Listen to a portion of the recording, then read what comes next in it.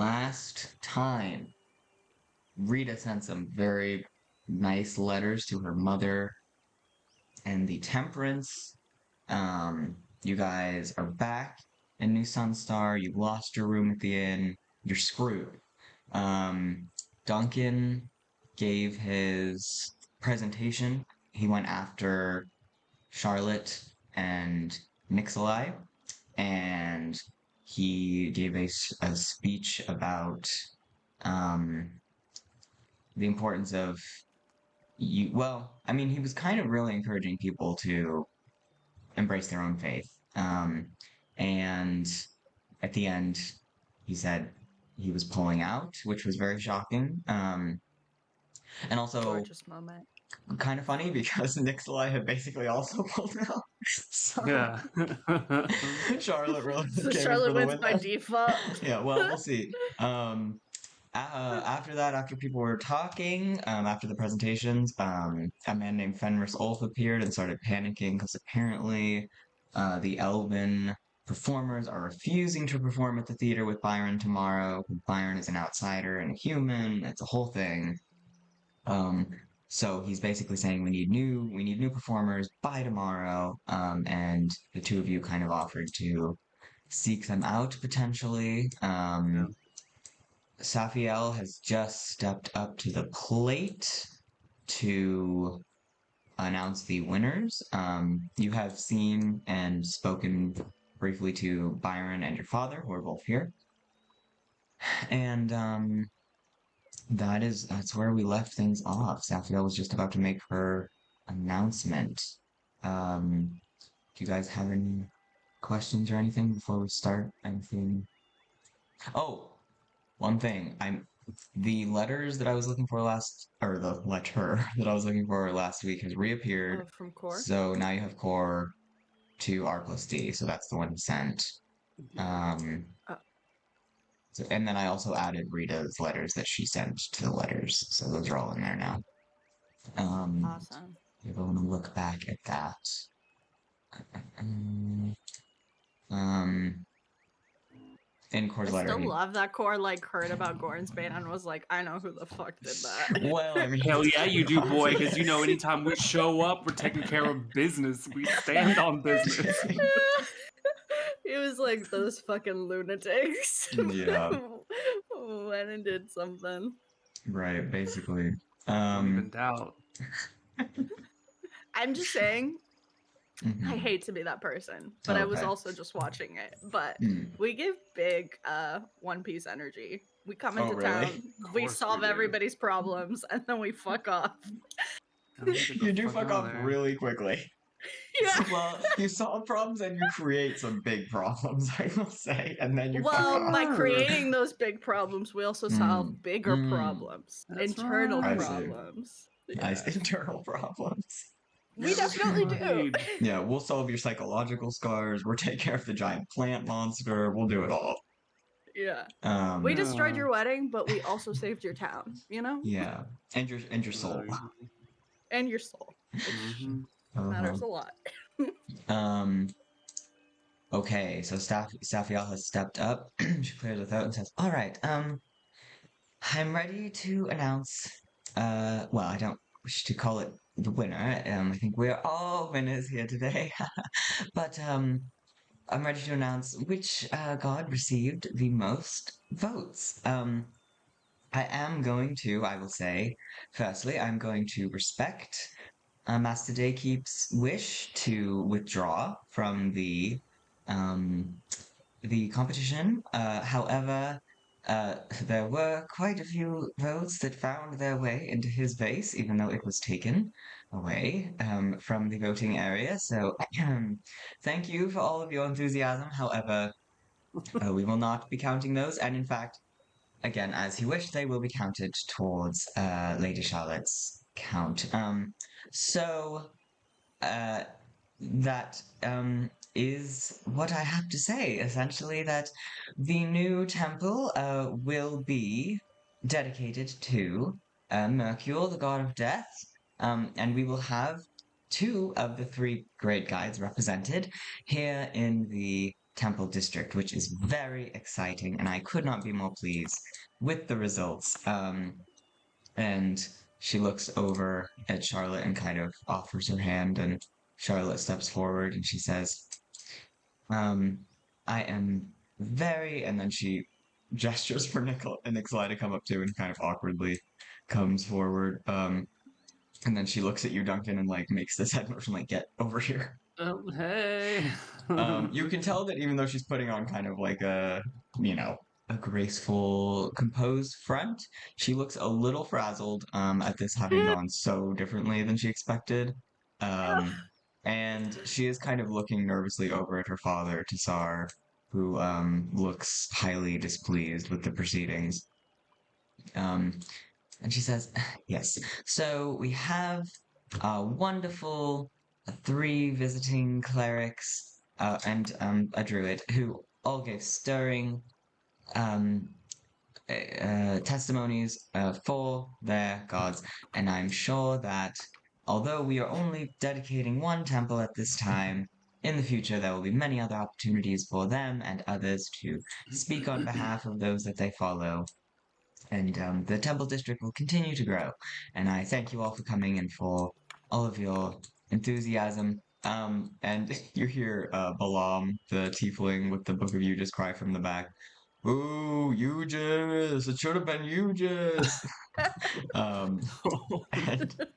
and there's like some Stop laughter. the count! Not stop the count. There's like mixed reactions from the crowd. Like some are disapproving of this interruption, and some are laughing, and some are agreeing. And Charlotte looks bashful and kind of annoyed. And Safiel says, "Oh yes, well, as I said, there's always room for expansion here, and we will leave it at that for today, and I will be discussing with Lady Charlotte about how things are to proceed. Don't forget that at sunset tonight, if you wish to help clear the ancient Lathander temple for the wedding in 2 days' time, please meet at the Wellington stables, and there will be a party leaving from there to go and do that. I will be among them, so I look forward to seeing any able-bodied fighters or healers there to assist. At sundown? At sundown at the Wellington stables is what she said. Thank you everyone again for coming, and I won't take up any more of your time. There is a performance to prepare for tomorrow. There's the wedding. I hope you will all enjoy your stay in New Sunstar for those of you who are visiting for the wedding. And please feel free to visit the Temple of Selene if there's anything you wish to discuss with me.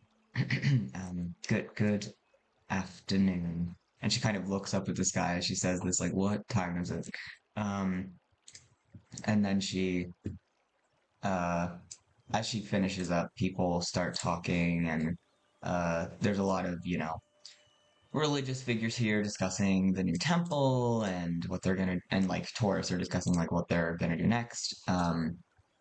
It seems like the 3 clerics, except for Charlotte, are relieved from duty. Nixalai looks a little bit dazed and goes over to the like stream in the middle and just kind of looks at it. Safiel and Charlotte start discussing temple details, and what would you like to do, Duncan? Now that you've been released. I think before anything, I need to figure out from Nixalai when we can plant a tree. Mm-hmm. So I'm gonna go over to him. Okay. And also just kind of be near the water mm-hmm. and say, well, I'm going to ask, are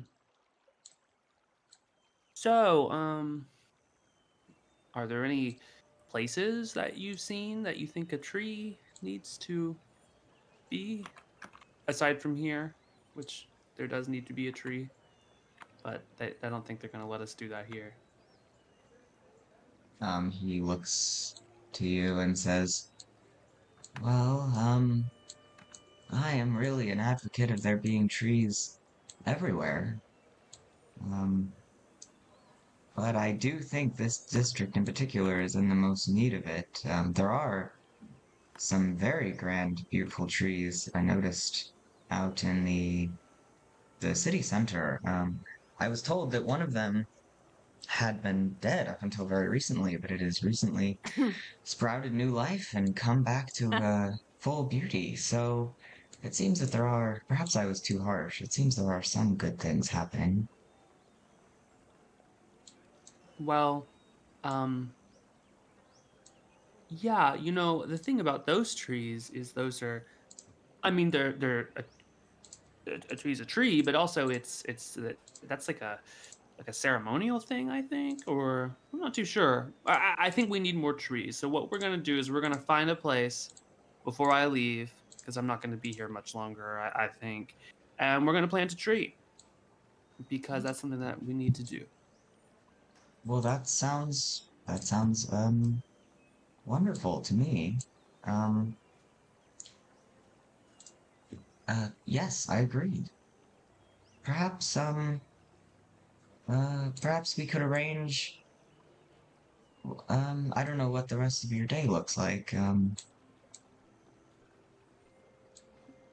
We can do today, I think. I mean, we can find time. Yeah, I mean, I think we've got something. I mean, yeah, we can do today. Um, Charlotte comes over to the two of you and looks very annoyed and says, well, and for the first time, Duncan, you kind of see her act her age, that is your age, right? You're very similar in age. And she just kind of glares at you for a minute and then raises her hand and flicks the tip of your nose. Do you allow this or do you try and dodge in any way?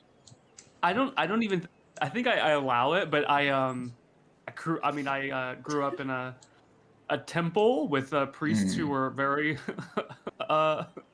prude and also have older brothers. So I think I just sort of just like don't even react. I just wait to see if she has to say anything.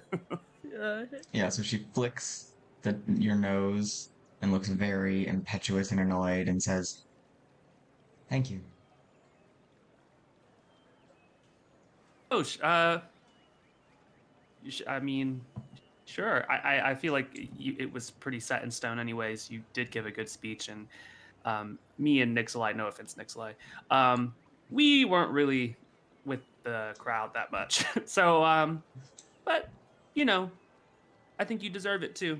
So, yeah, you don't have to thank me. I think it was necessary. Of course I deserve it. Don't think, just because you pulled that little stunt back there, that I'm not well aware that Mercule is the best choice for this place. Probably, yeah. I mean, I think it does need a balance here between Mercule and Lathander.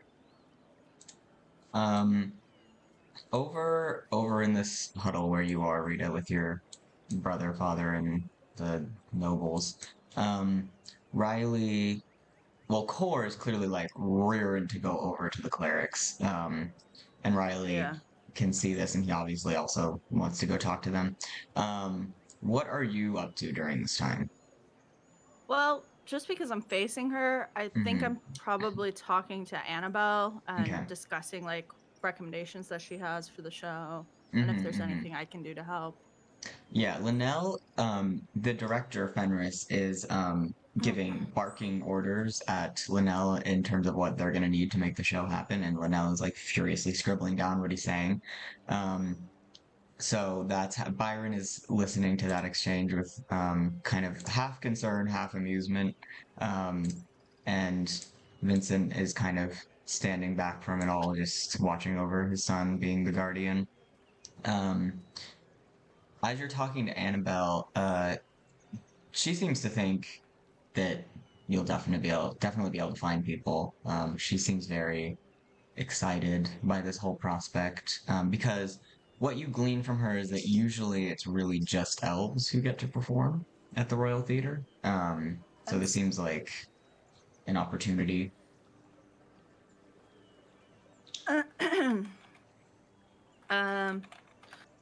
Okay.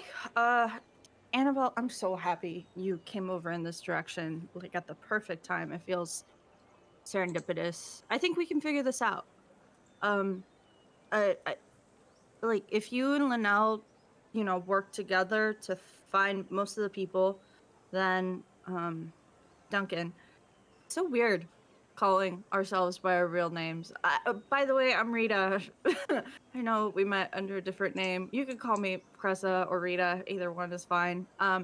But yeah, we'll focus on trying to convince someone to co-star in the play. I don't think it'll be that difficult, but it should work out. We'll figure out that situation. But if there's anything else that I can help with, just let us know. Annabelle smiles and says, "Oh, well, being a tiefling myself, I did rather assume you were perhaps using a false name, as it is a tiefling name. Right, But yeah.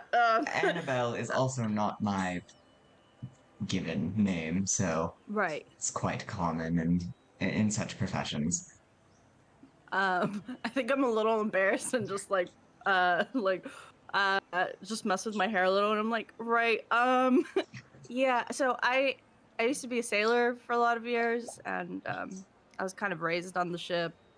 Cressa was the first mate. She's incredible. She's a tiefling. Oh, well then, I'm certain she would be honored. Hopefully. Yeah, okay. Well, thanks for helping out. I really appreciate it, especially since I just pulled you over here at like the drop of a hat. So, I'm excited. This will be good. Great opportunity for you, great opportunity for this town, It's all about unity. As you're finishing up that conversation, Riley and Core pass on the other side of the altar, heading for the clerics. Do you look at them or do you avoid eye contact? I definitely look at them, but I think I'm like, now that I'm That's not the in like jar. go mode, I'm like, ah, shit. I promised Core that I would kidnap him now. And I also, the last time I spoke to Riley, we fought and then he kissed me. This is okay. Like, it's all just sort of like hitting me at once Right. that I'm like, fuck, this is awkward. Easy. You can deal with this easy. No Come problem. on, bro. Are you trying to hide? Are you trying to like look very composed, or are you just kind of a mess?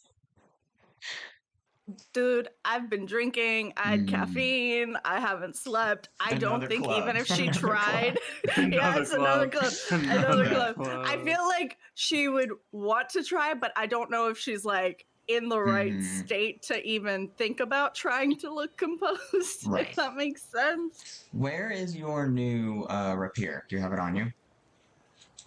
I probably, well, because I have the glaive out, so I probably have it. I don't think I've put anything in the bag of holding yet. So Okay, so you just have it on your it's belt, probably on me. Yeah, Okay. it's like I have a shit ton of weapons on my belt right now. I have a rusty short sword, a dagger, 2 hand axes, a rapier. It's a little it's a little like, what the fuck is going on? Right. Okay. We'll do. No, it's fine. Okay, so as Riley is passing, and you look over at him, you notice that he is eyeing the new rapier. And he like looks up to meet your eyes and gives you kind of a intrigued look. Like that's what he's most interested in at this moment is, oh, new weapon, dope. So that's all you get as they pass. Damn, I love talking about weapons. Right. Do King you call Tassaro. after him? Did you say King Yeah. Tassar? Terrell. Sorry, I Oh keep my getting them god, I was confused. about to I have keep to getting them leave my confused. circle. I keep getting them confused because they're so similar, and I'm not used to calling Riley just Terrell. King Terrell. Riley looks like his eyes get really big as he looks back over at you, and you see his eyes flash over to Orem, who's across the way. But he does stop and look at you questioningly, like, mm-hmm. I have a message for you. I'm trying to like be as like I'm clearly anxious and overwhelmed. Mm-hmm. It's like that. It's that awkward thing after you have like a weird date with someone and you talk to them again, where it's Right. just like I'm gonna talk around that really quickly. Yeah. Yeah. I have a message for you, for technically you both, and also Safiel. I can share the message with her later. Hi. I won't take too much of your time. Okay. As you get closer, Riley notices the shield next, at which he also looks very interested. Core, you notice, has Hector with him on his shoulder. Two babies. And he also looks like, even though you didn't call to him, he's very keyed in on what you're saying. And Riley says, "Oh, and what message might that be?" It's I met Queen Geminard and King Airden. He blinks at you and says, "I'm sorry." Your ancestors, the first king and queen. Oh, you met them. Yeah, I mean, we, yeah, we. Well, they were skeletons, you understand. Do keep up. Yeah, what he said. Skeletons, like us, should be used to such things by now. And Lucky says, "Do not interfere with her conversation with the Kings, Kelly. It's very rude." Well, he clearly didn't understand, and she wasn't explaining. I don't know what's going on with these two, but the communication is not. Just let them talk. Nothing's going on. Okay. And Riley says, "You met them in the desert." Yeah. Well, in the temple, we can. I can give you a more thorough report some other day, I'm sure. Or I can send a message. I kind of glance, or I don't glance over my shoulder. I'm just kind of like, yeah. I doubt we'll be having many conversations in the future or soon or whatever. Anyways, I have a message.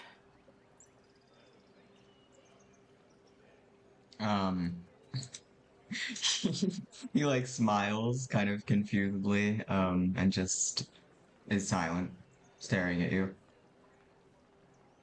Okay. Yeah. So,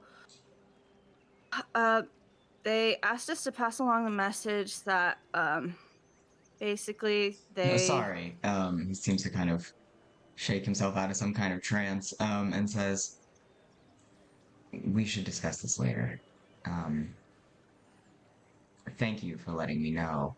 We can definitely arrange a time to," and he kind of looks around, "talk more. Will you be joining the party heading for the temple tonight?" Obviously. He laughs at that and says, "Wonderful. Well, some of my best conversations have been held during combat, so I see no reason why we shouldn't discuss things then."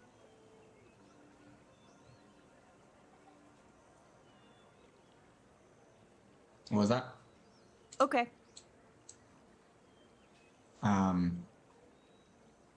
And Core kind of sneaks up and says, "So, Gorn's Bane is really gone, right?" Yeah, we took care of it. Well, it wasn't just us. honestly, we wouldn't have been able to do it if it was just us. But yeah, it's taken care of. Well, I mean, you must have had a whole army with you, right? I don't understand. How did that even end? Just one other person. And technically, your ancestors. So it was one other person, the 2 skeletons. It was a whole thing. I'll tell you about it later. Definitely later. And Cor looks annoyed and says, "Fine." Yeah. And Riley says, "Well, I was just about to congratulate your brother and the other presenters Who invited today." my brother and and Duncan's father to stay with you all? Did the invitation come from you, or did it come from your uncle? Oh, I believe that was arranged by the ambassador of Outreach, Linnell. Okay. Okay. Just wanted to check. They'll be quite safe there. Trust anybody. Yeah. I didn't hear that. I think I think Rita kind of can't really hide the skepticism in her face, and kind of probably, it's not so much that she rolls her eyes, but it's probably very clear that she's like, you're not the person that I would believe when it comes to that. Right. At that look, you see this like really deep frustration come into his face, because there's obviously like so much that needs to be said here. Yeah, this is basically just like her picking back up the argument. Right? From Yeah, the no, other really, night. literally. She's like, anyway, back at it. He's like, okay. Yeah. You see that frustration kind of pass as he's trying to compose himself, and he says, with kind of another just charming smile, "You'll have to excuse me for the moment." Yes, of course. Important king things. Ooh. One of his signature grin flashes across his face, and he turns away and heads for the clerics. Before he passes by, I'm just gonna quickly like kneel down and give Cor like a quick hug from behind him, then just step away and turn around. Like I didn't do that. Cor hugs you back really tightly, and in that second says, "You shouldn't tease him." I'm not teasing him. It's fine. We'll figure it out, Cor. I gotta go talk to these people. We'll talk later. Okay. And he also goes to the clerics. Upon reaching the clerics, Riley still has that stupid big grin on his face, but he's now converting that energy to addressing the three of you. And he says, "Well, I could not be more pleased with everything the three of you had to say. I think Safiel made excellent choices in her candidates, and I want to thank you all for your efforts to benefit the New Sunstar region, but of course also the entire country of Terith." He kneels down specifically in front of you, Duncan, and kind of takes your hands if you'll let him. Oh, I do, but I think my reflexes as like growing up with like temple decorum, he kneels down, and I know I'm not supposed to be kneeled by a king, so I'm kneeling at break speed. He cannot kneel before I kneel with him. So you're both kneeling. Now we're both kneeling. You both just get on the floor. Yeah, we're just been down. It's a moment where it's like it's Friday night. You're kneeling down with the coach, making plans. Exactly. And at this, the grin persists. He's clearly like very amused by that. And he says, kind of quietly, like this is just to you. He says, "You know, Duncan, before we left the Kingdom of Swords, You asked me if I could help you be a better leader. Oh, yeah. Can you? Do you have any advice? No.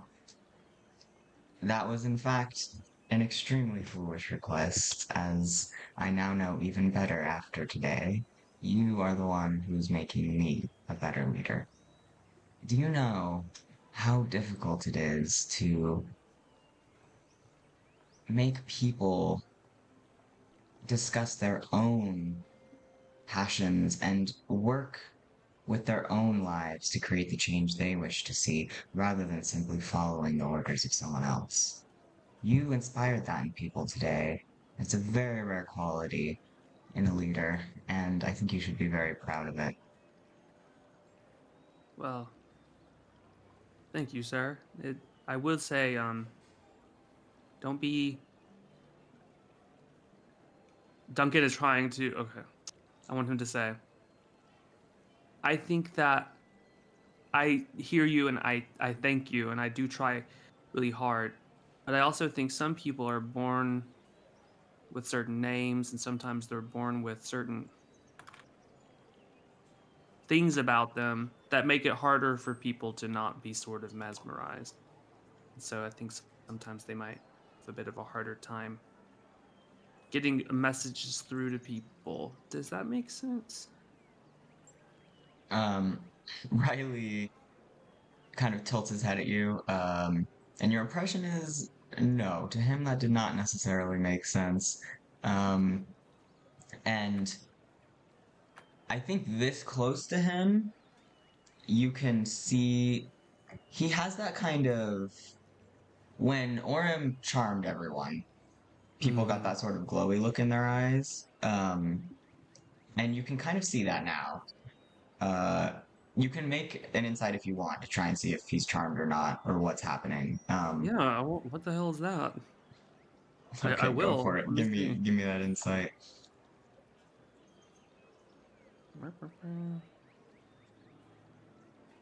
9. Okay, but this leads me to another question. Mm, I have a sun in my inspiration box that I yes. did not know. I did not know that I had inspiration. I thought it was like dulled out, so you have to click on it and then it becomes bright. No, it's just been there. Oh, yeah. So you So have can I use inspiration. it? Absolutely. Yes. Go Okay. for it. Now I do not have a little gray sun. Oh, it Okay. was a 4. So 9 is what we got to work with. Classic Whatever. I didn't even inspiration. know I had that. So Yeah. So on a 9, what you can tell is that he is you get the sense that this glowiness is coming from him being in kind of the same sort of exhausted manic state that you're in right now. Hmm. So, and that also kind of is why he's not really picking up everything that you're putting down. Okay. So he's just a little bit ditzy right now. And he says, wait, what was the last thing? Oh, right. Um, and also, as he's smiling at you, at first when he took your hands, his hands were pretty cold. Um, and Mm-hmm. even just like standing next to Orem can make someone start shivering. So you get the sense Mm. that, but as he's talking to you and has your hands, he starts to kind of warm up and you see that kind of like glow emanate as he's listening to what you're saying and like praising what you just did. And it's very much giving um, Eladrin. Um, and you know now that he is part Eladrin. Um, so Mm-hmm. I feel like this is the first time that you've really actually experienced that, though. Like that part of his lineage coming through. Mm-hmm. So yeah, there's a lot of different like I'm not sure what the glowy eyes is about, but there are a lot of different possible what the bench possible situations happening. So yeah, he's still kneeling in front of you, and he says, "Well, you weren't, born with pink hair. That seems to have been a strategic choice." Oh, um, oh, that's a that's kind of a story that we will probably catch up on, you know, um, some other time. But thank you. I still have so much I need to do to be the leader. I'm gonna need I don't even know what to do because honestly, I went up and I said that stuff and I wasn't sure if I was gonna say no, if I wasn't sure if I was gonna say let's keep going, and who knows? I kind of feel like I wasn't gonna get that anyways. But can you imagine if I did? And then I'd be here and I'd have this temple and I'd work here, and that's kind of what I've been like trained to do since I was a kid. And then my dad is right there, and I just kind of like said no. So this is all what Duncan's been feeling, and he's just giving all of it at once to the king. I love it. And then I just said, you know what? No, I need to do my own thing. And then the minute that came out, now I'm thinking, what is that supposed to be? What is my own thing? Am I going to sail the 24 seas and try to spread the idea of doing whatever you want? Like, what does that even mean? Actually, I actually think I have an idea. I think I'm going to go around and I'm going to say, stop telling people to do very specific things and let people do what they want, but under the banner of Aegis. What do you think of that? Nope, not under the banner of Aegis. Just saying that Aegis is saying, be free. You know what I'm saying? Riley. So at this point, you're kind of like the two dumb idiots who are the last ones awake at a sleepover. We're just so tired, but you just keep talking. And Riley, when you're talking about, everything you've been going through, his face becomes very serious and he nods. But then slowly the smile comes back as you kind of ramble on into less coherent territory. And he says, yeah, when you first brought up the idea of the new temple being for Aegis, I was very excited by the idea, and by the idea of you acting as the High Cleric of that temple, which I regret now because I shouldn't have put that pressure on you to stay here when you're obviously just at the beginning of your quest in Terith, and you're needed in many places. So I hope you don't feel that there's any disappointment on that score. I think you did the right thing, and I think whatever you decide to do here will end up benefiting those who are affected by it. And Duncan, you remember that moment at the ball when he was all excited about the possibility of you staying here. And he says, and I can assure you that although the next temple in the temple district of New Sunstar will not be to Aegis, there will be, in the future, temples dedicated to him here because of your influence.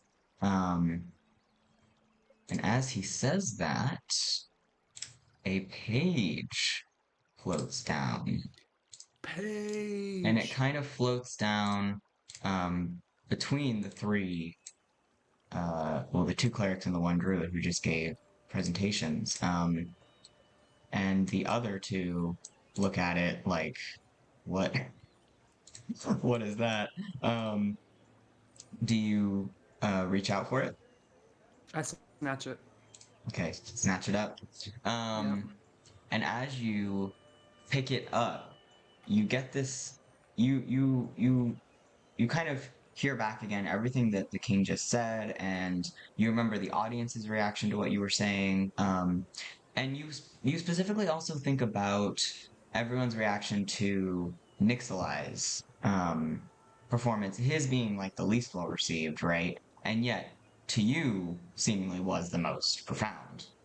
Yeah.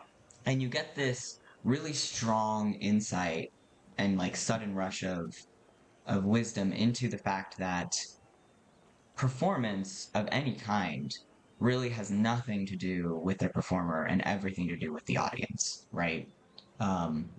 Because everyone had such different reactions to the same presentations. And, despite the fact that your presentation didn't necessarily capture the crowd because they all got too excited about their own stuff. Here is the king, right? Who you clearly really impressed with your presentation. And that's all because of the way he already feels about what you're doing, right? Um, so you just get this kind of like keen insight into, oh, the performer, the performance is completely secondary to who's watching, and what their feelings already are about what they're about to be presented. And with that, you gain expertise in performance. Oh Oh. shit! Um, is that proficiency or is that something different? No. So there's proficiency, there's half proficiency, there's proficiency, and then there's expertise. So if you go to that skill and you click on it, you should be able to, let's see, performance. There's kind of a limit on things. Oh, I see. Oh, I got it. Holy shit. Were you able to do it? Damn. Yeah, I was able to do it. Oh, hell yeah. There you go. I've been struggling to do. Hold on, let me just for fun. Oh, wait. What are you gonna do? Wow, an 11 turns to 19. Gorgeous. Wow. Whoa, beautiful. So in that moment where you take that page, what do you think your first little micro performance is? Oh,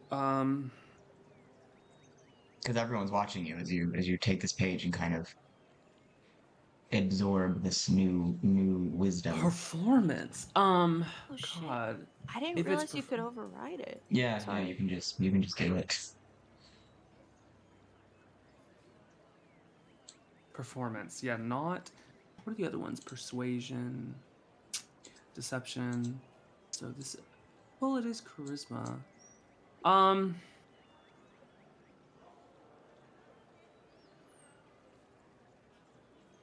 I think what I'll do is, I mean, if they're all looking, that's fine. But it's really for the king. I saw that he was kind of not losing attention, but kind of going back to his default state when I was talking. So I'm gonna like snap my finger and like, oh, hold on, looks like my computer's, or is that just Dusty? Oh, okay. I think you're good. Okay. Okay, so Dunk will snap his fingers and stand up, and he will say, like, with like, I think has great gusto or performance, he'll say, to continue his monologue, but now to like do it with riveting attention, hopefully. I think that the future of Aegis is no longer the man or the god who stands between two gods, but instead is a figure that flies between all of the gods, kind of like a messenger of the gods. That's what Aegis needs to become. Think of Aegis as, yes, the god with the shovel going to the grave, but also with the wings going up and talking and bringing messages between all of the gods, not just two of them. And he puts his hands on both hips and looks to the sky. Did he say that loud enough for everyone to hear, or just the he got it people to his huddled here? Okay. So as you're speaking, the people who remain in the temple district kind of fall silent and listen to you. And as you finish up, there is a resounding applause. People are very moved by your speech. Scarlet looks absolutely dumbfounded. Like half inspired, half like that's the most blasphemous thing she's ever heard in her life. But yeah, overall it got a good reception. And Core, Riley stands up, lets go of your hands, and kind of gives a little clap with a smile too. Core goes up and gives you a big hug. And in which case you also see that he has Hector. And as he pulls away, he says, there being a temple to Mercule here could help you bring him back. That's right. So clearly that's all he gives a shit about. Um, Fair. Rita, what are you doing? Honestly, I think she probably notices that the theater people kind of have it handled, and she probably went over here to just sort of hang with the skeletons. And then when the skeletons got over there, she's just kind of like, okay.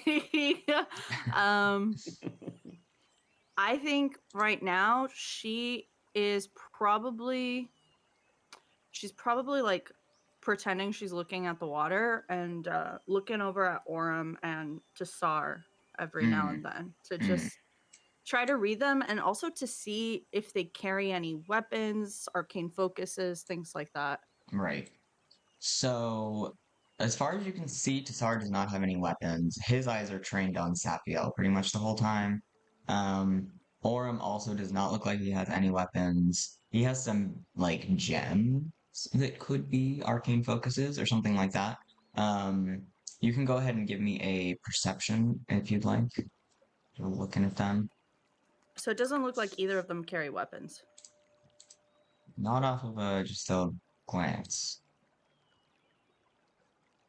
Weapons at a glance. Okay. What was it? Perception? Yeah. Come on, baby. 12? Okay. Yeah, so all you really see on Orm is some gems. He has his eyes, while Tassar is watching Safiel, Orm is watching Riley. Honestly, not like Tassar's stare on Safiel is very kind of controlling and what's the word I'm looking? Evaluative, right? He's like constantly, basically, it seems like micromanaging his daughter in her position. Orem's expression, as far as you can tell in the 12, is much more relaxed. He's just keeping an eye on his bay, as people do. He doesn't look worried or anything, and he does not even glance at you. His eyes never meet yours. Okay. Anything else you wanted to do? I'm guessing you hear Duncan's speech and see him get the page. Yeah.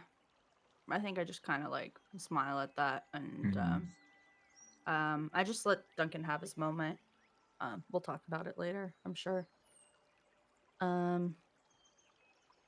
Yeah, I think that's kind of all she wants to do right now. I think she probably glances around and sees Leotris and Kellen, thinks about talking to them, and then is like, ugh, I'll just wait.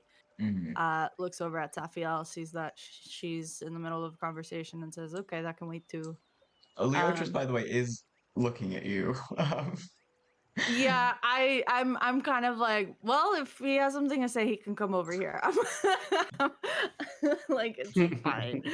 Okay. I will get to him when I get to him, kind of thing. Right. Like, yeah, I think right now she's just exhausted, and she's trying not to think about the fact that she spoke that way in front of her father. Because like in the moment she was just like, fuck you, and now she's like, oh god. Right. And also trying not to think about Riley. And yeah, I think right now she's just a little overwhelmed and tired. Yeah, just hanging out by the water. Okay. Yeah.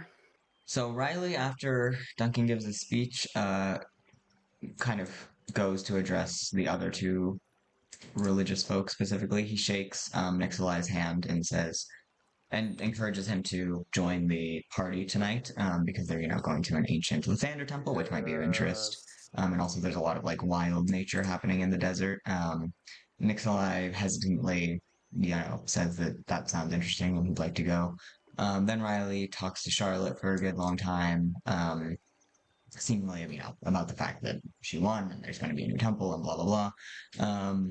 Cor also goes over to talk to Charlotte. He's obviously very excited about the new Mercurial temple, so he's way into that. As that's happening, Leotra sees the kind of like, if he wants something, he'll come to me. Yeah. And he's like, all right, we're going to her.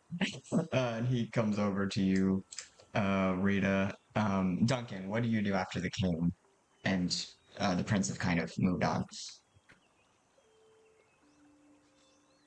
This is a little bit too much too much for Dunk. I think that he's Mm. not. I think that he's like, okay, that was fun. I am gonna go. I think actually, what do I want to do? Oh, by the God. way, you do not get the usual surge of emotion that you get when you get the pages usually. That does not happen. Oh, what? For Interesting. can I do insight, I guess? Sure, yeah, you can. If you're like, that's weird. Yeah, I want to see. Okay. 9. Okay, so on a 9, I'm gonna say that you get this sense that, and you don't know exactly what has happened, but you get the sense that whatever was being accomplished or whatever like the pages were lending you or teaching you through those kind of surges of emotions, that part is over. Oh. Okay. Okay, so one thing I want to do is I want to walk out. I just want to walk out here. Mm-hmm. And I mean, this place is completely different from where I grew up. Like we had one temple and it was kind of offset by the hills kind of thing, right? And Right. this is like I think Duncan wants to appreciate that there is this common area of temples and to say, oh, I think this place has had great influence on like what I think Yugis is meant to do. Like seeing this Mm. really changed him. So I think he's gonna do that and like really pay respect quietly on his own to that. And Mm. also I want him to look around and see if there's anybody looking at him. I think that's the last thing he'll do. Okay.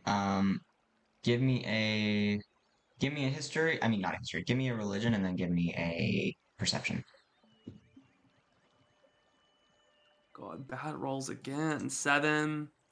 So cursed. Perception is nat 1. Holy shit. Okay. Like consistently So bad what rolls. I'm gonna say is you are so tired at this point. We're so tired. You Yeah. just pulled an all-nighter, and then before that, you literally like defeated. Like it's just been an We did a absurd whole couple thing of with a days. spider a So few hours ago. We yeah. faced Yeah. Karis. So It's you walk exhausting. out, and I'm gonna say you're kind of looking like a kid who like just has not like you're like no I'm good, but you're kind of like zombified in this moment, and you just walk into Oh this yeah. space, and you're just looking around. You don't really notice or see anything that gives you pause, but Balam does come up to you expectantly, and he's kind of like, well, I mean, I did my best. I got the book. I spread the word of you. Just, any votes that you did get, that was probably because of me. So, you know.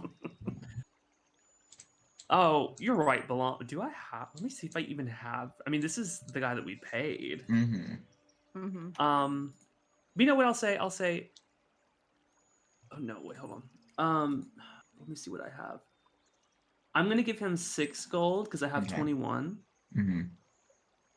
And I'm gonna say here. This is because you worked so hard doing that.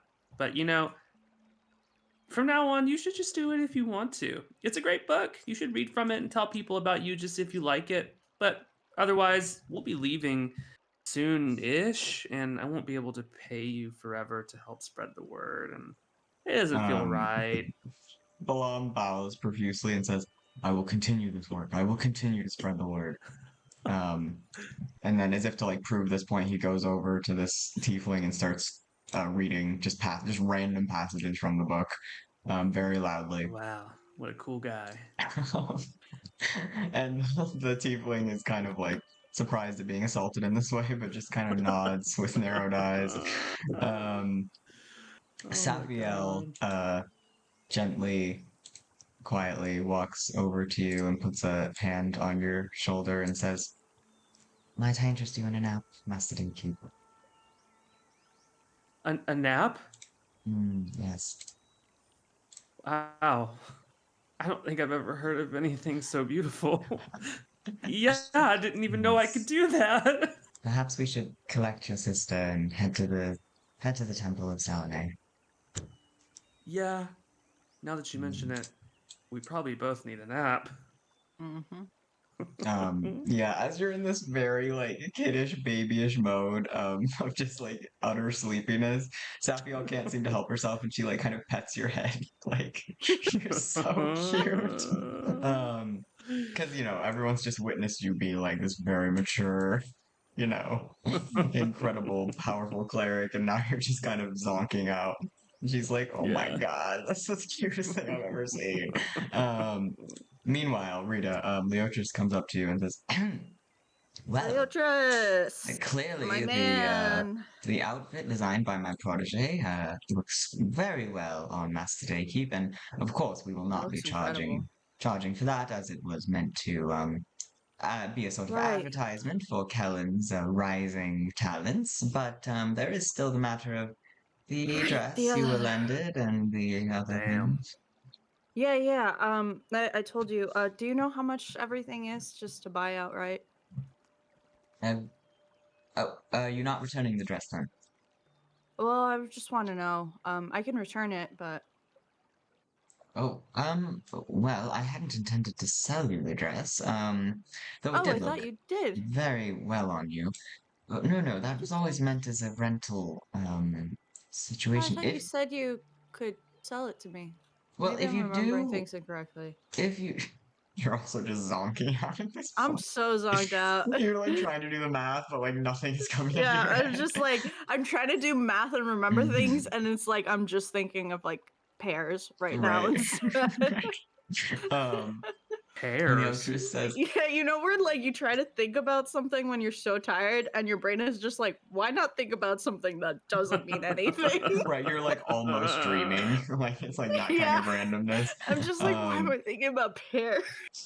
Leotrius says, "Well, if you did wish to purchase the dress, I suppose I could with it for, say 4,000 gold."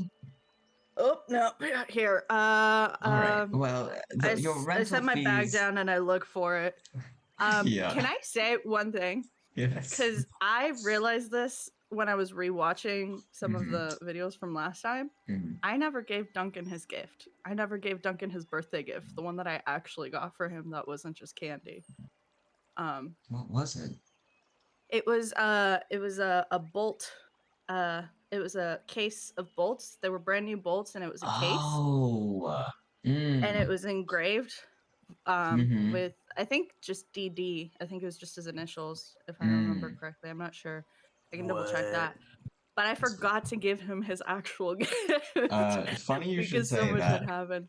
As you're searching for the dress and paying up and everything, Byron and Vincent make their way over to Duncan.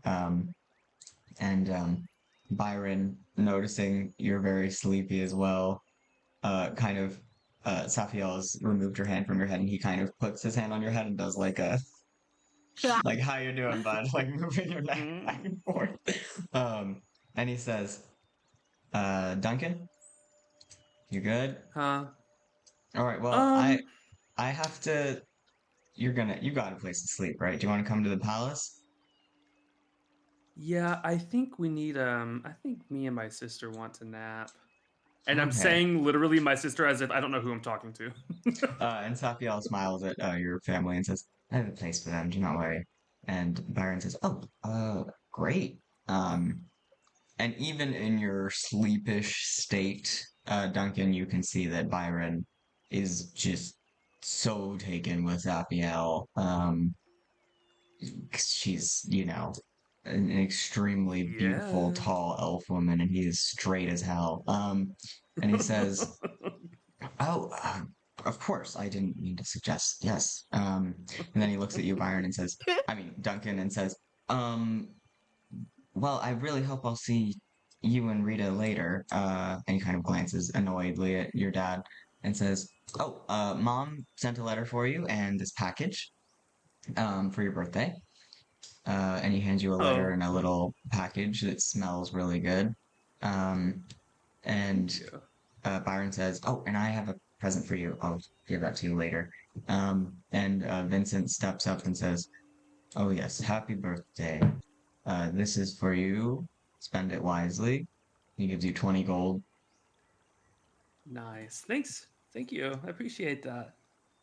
And Byron says, yeah, I have to go to rehearsal, but good luck with everything, and I'll see you soon, right? Yeah, I mean, are you going to the party? The party? Oh, Isn't there? no, I'm not really trained in combat. I don't know if I'd be much use. Oh, And besides, I have that's to right. be rehearsing. Are You have you to going? rehearsal. Yeah, I think I Oh, am. oh. Um, and Safiel says, oh, Byron, bards can be very useful in combat. I wouldn't sell yourself short. And Byron blushes furiously and says, "Oh, I have to be at rehearsal anyway. Okay, well, happy birthday, Duncan. I'll see you later. Say hi to Rita. We'll see her too. Good job today. That was great." Right whenever he is out of earshot. Okay, Mhm. you said I did notice he was taken with her. Oh yeah. It's like could not be Oh, so we more don't have to roll for even in that. your state. Yeah, no, it's All right. very Well, when they're blatantly out of earshot, obvious. I'm gonna turn to Safiel, and because I have the benefit, because Mm-hmm. Duncan is has the opposite of ice in his veins. He is Mm-hmm. never direct because he doesn't know how to. Right. He's gonna Right. turn because he's sleepy though. I'm gonna turn to Safiel and go, "My brother likes you." And she says, "Oh, yes, he seems like a very charming young man. I'm sure he is well liked wherever he goes." No, I mean like he wants to like dance with you, like that kind of thing. Oh, well, That is the sweetest I'd thing. be happy to dance with him. I'm sure there'll be plenty of chances at the wedding if he is staying for that. I'm actually not sure. I think so, right? Um, and Safiel says, "Oh, shall we go and collect your sister?" Yeah. Rita, have you? Yeah, I'm assuming you Okay, found the dress and here, everything. here. I got it. I got it. And you Oh pay him shit. the 600 gold. Yeah. Like I noticed the box and I'm just like, ah, fuck. Okay, I gotta give that to him. And then I pull out the dress and I give it to him. I wrapped it as well as I could in like my extra clothes so Mm-hmm. that because I carry so much crap. Just like, okay, just to make sure that that was fine. I thank him, and then I'm just like, okay, so 600 gold for the other stuff. Did you have Duncan's outfit too? What'd you do with your outfit when you took it off? Did you just leave it at the tailor's, or did you? Because you were technically renting that as well. Yeah. If I mean we moved so fast through there. Mm-hmm. Does It Rita would have have made sense for you to just leave it because Kellen would probably probably left it? assumed. Yeah. So yeah, that's all taken care of. So you give him the dress and the 600, Rita. Yeah, that's just for Duncan's outfit though, right? Because I didn't get anything. Well, that's for the rental of the dress too. Oh, the rental of the dress. Mm-hmm. Mm-hmm. Okay. Yeah. Okay. I give him that. I gotta Okay. find the big bag of gold. And he kind of looks over Wrong page. the dress and says, "Oh, it still seems to be in fine condition. Thank you very much. And of course, I hope you'll come back to the Royal Tailors if you have any other dressing needs, which I Actually, I assume you do. I will. I do. don't know if you have anything for the wedding. Oh, yes? I do have a couple things. I was we've been traveling in some places that are mm, stealth is necessary, if that makes sense. You know, if you're hunting, you don't necessarily want to be wearing bright yellow. Um, Or have so bright blue hair, perhaps. right. So I was wondering if you could um nothing fancy, honestly, probably whatever your whatever fabrics you haven't used in a long time or are trying to get rid of would probably be the best for this.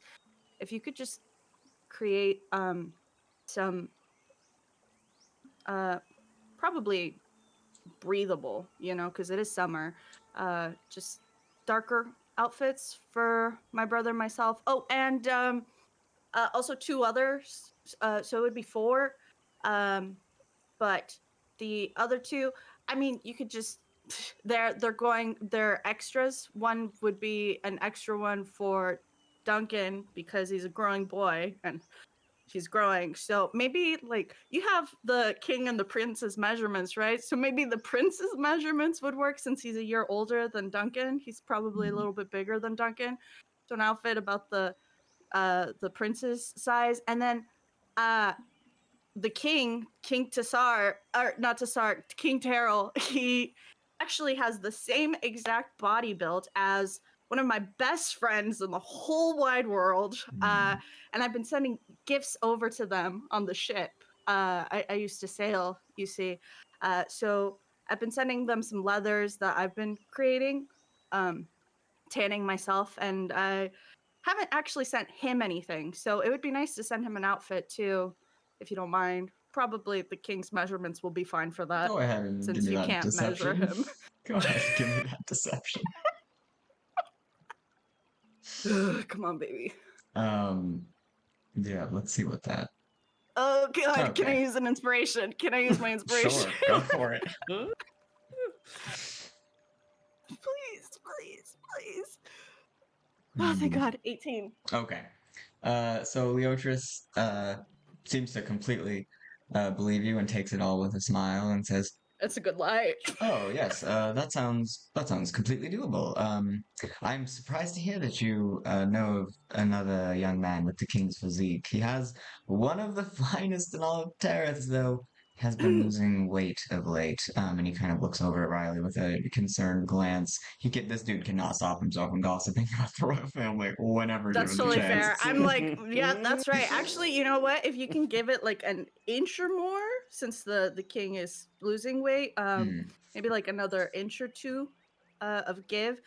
My friend is well, he's kind of a nerd, but you know, sails on a boat, so he's pretty big. I see. I perfectly understand. So 4 sets of dark, dark breathable fabric. Are these cloaks, suits? What are you imagining? I think pants and a cloak would work pretty well. For me, if you could add a hood, well, for Duncan's as well. Actually, all of them with hoods would be fine. All right. So hooded cloaks. That way you don't have to make too many patterns. And some leggings of the sort. Yeah. Just something, you know, darker fabrics that would be easier to hunt in. I see. Yes, that sounds perfectly Definitely doable. just for hunting. Did I hear any of that? Since I'm right there. Definitely just for hunting. I think you would have heard all of that, Duncan. Okay, so I was phased out while listening to it because Duncan's phasing out, but I want him to say, "Oh, and gloves and one of those face mask things." Oh, face masks would be cool, actually, because we've been talking about face masks. Yeah. Are you referring to masks that merely cover your mouth and jaw, or the entire face? Just mouth and jaw. Just would mouth be good. and jaw. You know, we were going through the desert. It would be helpful because you don't, you know, you're not breathing in all the sand. Yes, and when will you be needing these by? In an hour. Not an hour. I want to see it. How soon could you get it done? You know. Well, we have the wedding. There are many commissions for the wedding to be taken care of today. But probably by the evening of the 7th day of summer, the day after the wedding. The day after the wedding. Of course, we can put a rush, but it's quite expensive given how many orders we have right now. But that makes sense. Yeah. I could help tomorrow. I could help. Maybe that would. I don't know a lot about fabrics, but I'm pretty good with leathers, and I pull out the thing that I made out of the wolf hide for Cora. Oh God. He looks at it and he says, well, that won't be necessary, thank you. No, I mean, given that it is 4 sets of fairly simple things, I could put it to Kellen to accomplish. And Kellen, what do you think? Could you have that done by tomorrow morning, perhaps, if you worked through the night? And Kellen says, yes, I don't see why not, but as you said, the price would be... Price be?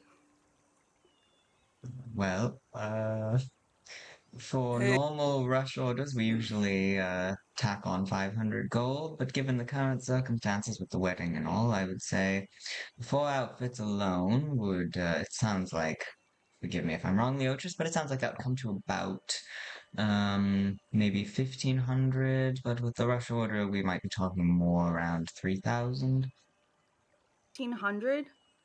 I Oh, mean, yes. really, just scraps would be fine. It's I'm afraid we don't outfits that keep can. scraps at the Royal Tailor Shop, and that was Leotrice. Right. to look Right. good. Hey, wait a second. Me Okay. and my sister, we we went And out and we took care of that big plant. That plant would have really just crawled all the way here, started eating things up. We did that. Maybe we can get a deal. Give me a We did take care of that persuasion. plant, didn't we do that? Give me a Yeah. persuasion. you can do it. You can Oh, do it. thank God, something. Jesus Okay. Christ. 17. Amazing. Fuck.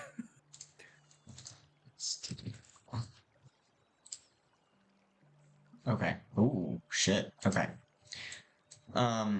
Leo just looks at you, Duncan, and there seems to be a lot of thoughts that pass through his brain about whether or not this could possibly be true.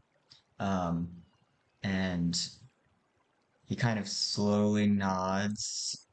It seems like he believes you, and he says, well, I suppose we did not take into account that we were discussing this with the Champions of Summer. Oh Well, yeah, King too. Defeater. King Defeat never been muddied. Well, no, okay, not that one. Not that one. Oh. and if it is true that the two of you are even partially responsible for the riddance of Goran's bane on this land, then we do owe you a great debt. I suppose we could have the rush order business of it be a gesture of thanks and lower the total cost for all 4 outfits to 1,500. 1,500. Okay. Yeah. You're the Thank you. best, Leotrice. You're really the best. I You super appreciate it. We both do.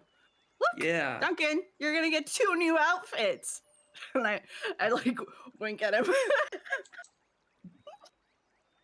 Wait, what's the other outfit? Never mind. It's fine. I get to keep this? Oh, I look to Kellen says, Leotrice. I get to keep this?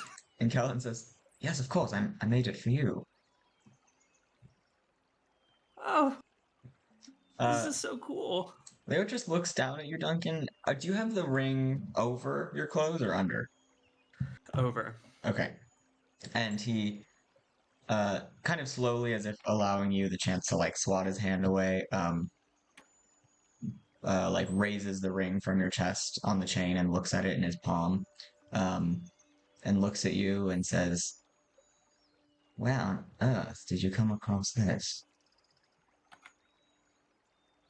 Well, you know that plant that me and my sister took care of, the Bane, the Goran's Bane? Well, we did that, and then we met we met an ancient king and queen from this kingdom, and then they gave us some stuff, and one of them that I got was a ring. Do you want to see what it can do? It's pretty cool. Oh, I'm well aware of what it can do. I'm also aware that it is worth more than almost my entire shop, so now the squabbling over money seems a little petty, if you'll forgive me, but of course we do owe you thanks. And he drops the ring, and Safiel says, yes, Leotrice, I'm sure you're a very generous, good tailor. Thank you for all of your services. Now, if you He's don't the mind, best. I was just really about to cool. take these two. You know for a what, meeting. Duncan? You should totally tell your father about Leotrice's shop. He has a ton of money.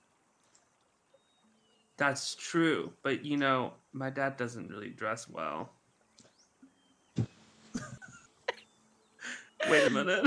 I turn around. Oh, yeah, he's gone. Okay. No, he Did kind you of see his hat? Did you see his hat? Yeah. Like We can that talk feather. about it. I was not happy with that. What animal would that feather even belong to? Since when is mom making him wear hats? There's Um, no way he decided on that. Your mom is so fashionable too. I It's so know. strange. Maybe that wasn't my mom. as you two are discussing this, Safiel has taken one of each of your hands and is literally dragging you away, because Leotra Yeah, says we're now. like we're just like mumbling and laughing to ourselves, all like dumb and sleepy. Like so crazy. And Skelly says, I thought your father's hat was rather nice. Hey. Also, where are you two going? We just got back to the city. Oh, we should probably sleep for a second. Otherwise, No. I'm pretty sure I'm gonna throw up. All right. Well, we will be exploring. I will make sure nothing bad happens. Can you Thank guys you, go check on Lucky. the horses? Oh yes, we will check on the horses. Yes. And Leotris is now addressing Zapiel and says, Your Grace, it has been some time before I've received an order for new dresses from you. Of course, it is always an honor sorry, I just got a text. It's always an honor to create garments for you. When can I expect another? And Safiel says, thank you, Leotris. I have plenty of dresses. Thank you. That will be necessary. Come with me, you two. Come with me. Gotcha. And as you're passing here, Lady Safiel. did She's so you say pretty that? and fair. She's so pretty and fair. As the two of Lady you are passing, Safiel. the ambassador and the director of the ambassador rushes up to you and says, "Oh, if I could have but a moment of the two of yours time.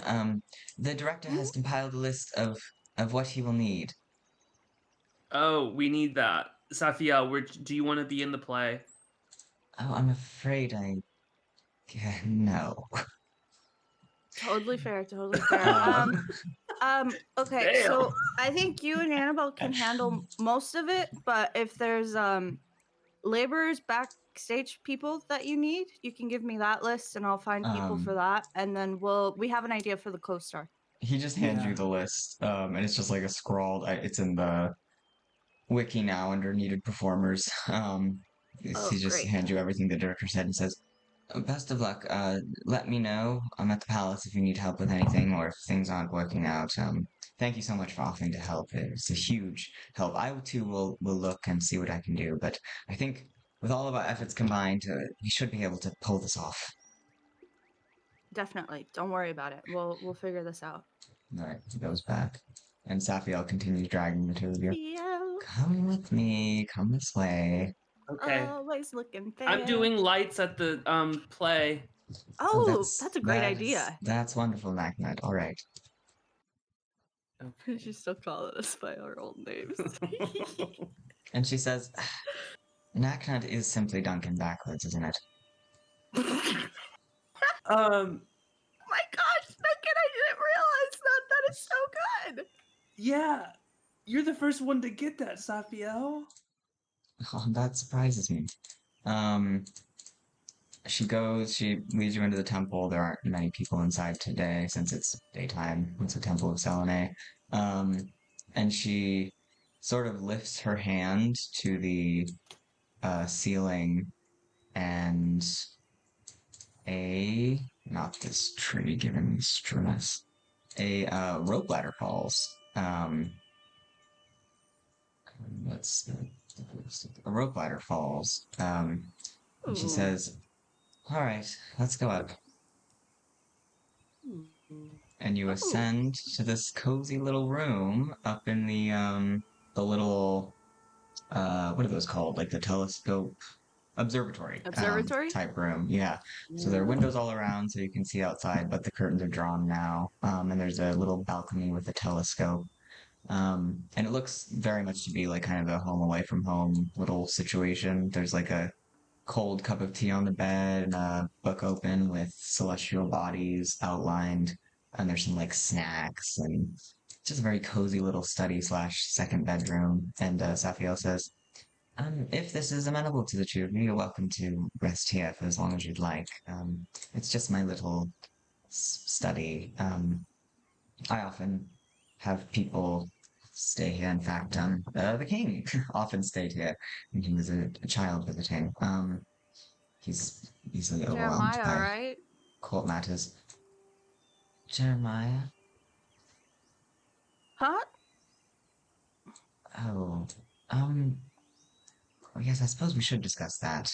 She takes a seat on the little cushion by the telescope, and she says, "Oh, well, actually, allow me to clear this for you." And she gets rid of the cup and the book on the bed and says, "It is a somewhat small bed, but I think it should be big enough for the two of you. You are siblings after all, so."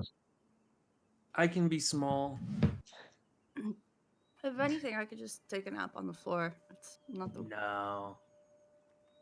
Well, I have some extra blankets here if you'd like.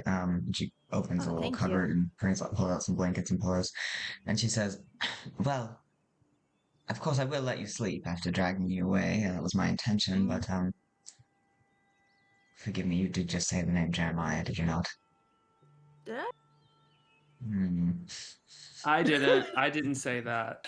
Like she's not lying. She's like, wait, did I? And Sephiel says, "I, of course, trust the two of you, and I would not wish for you to feel that you were being watched. However, I was told by one of my sources that you were seen leaving New Sunstar with a figure known in the ancient district as Ranger J." Oh, he's really like good at fighting. He hates me, but he's great at fighting.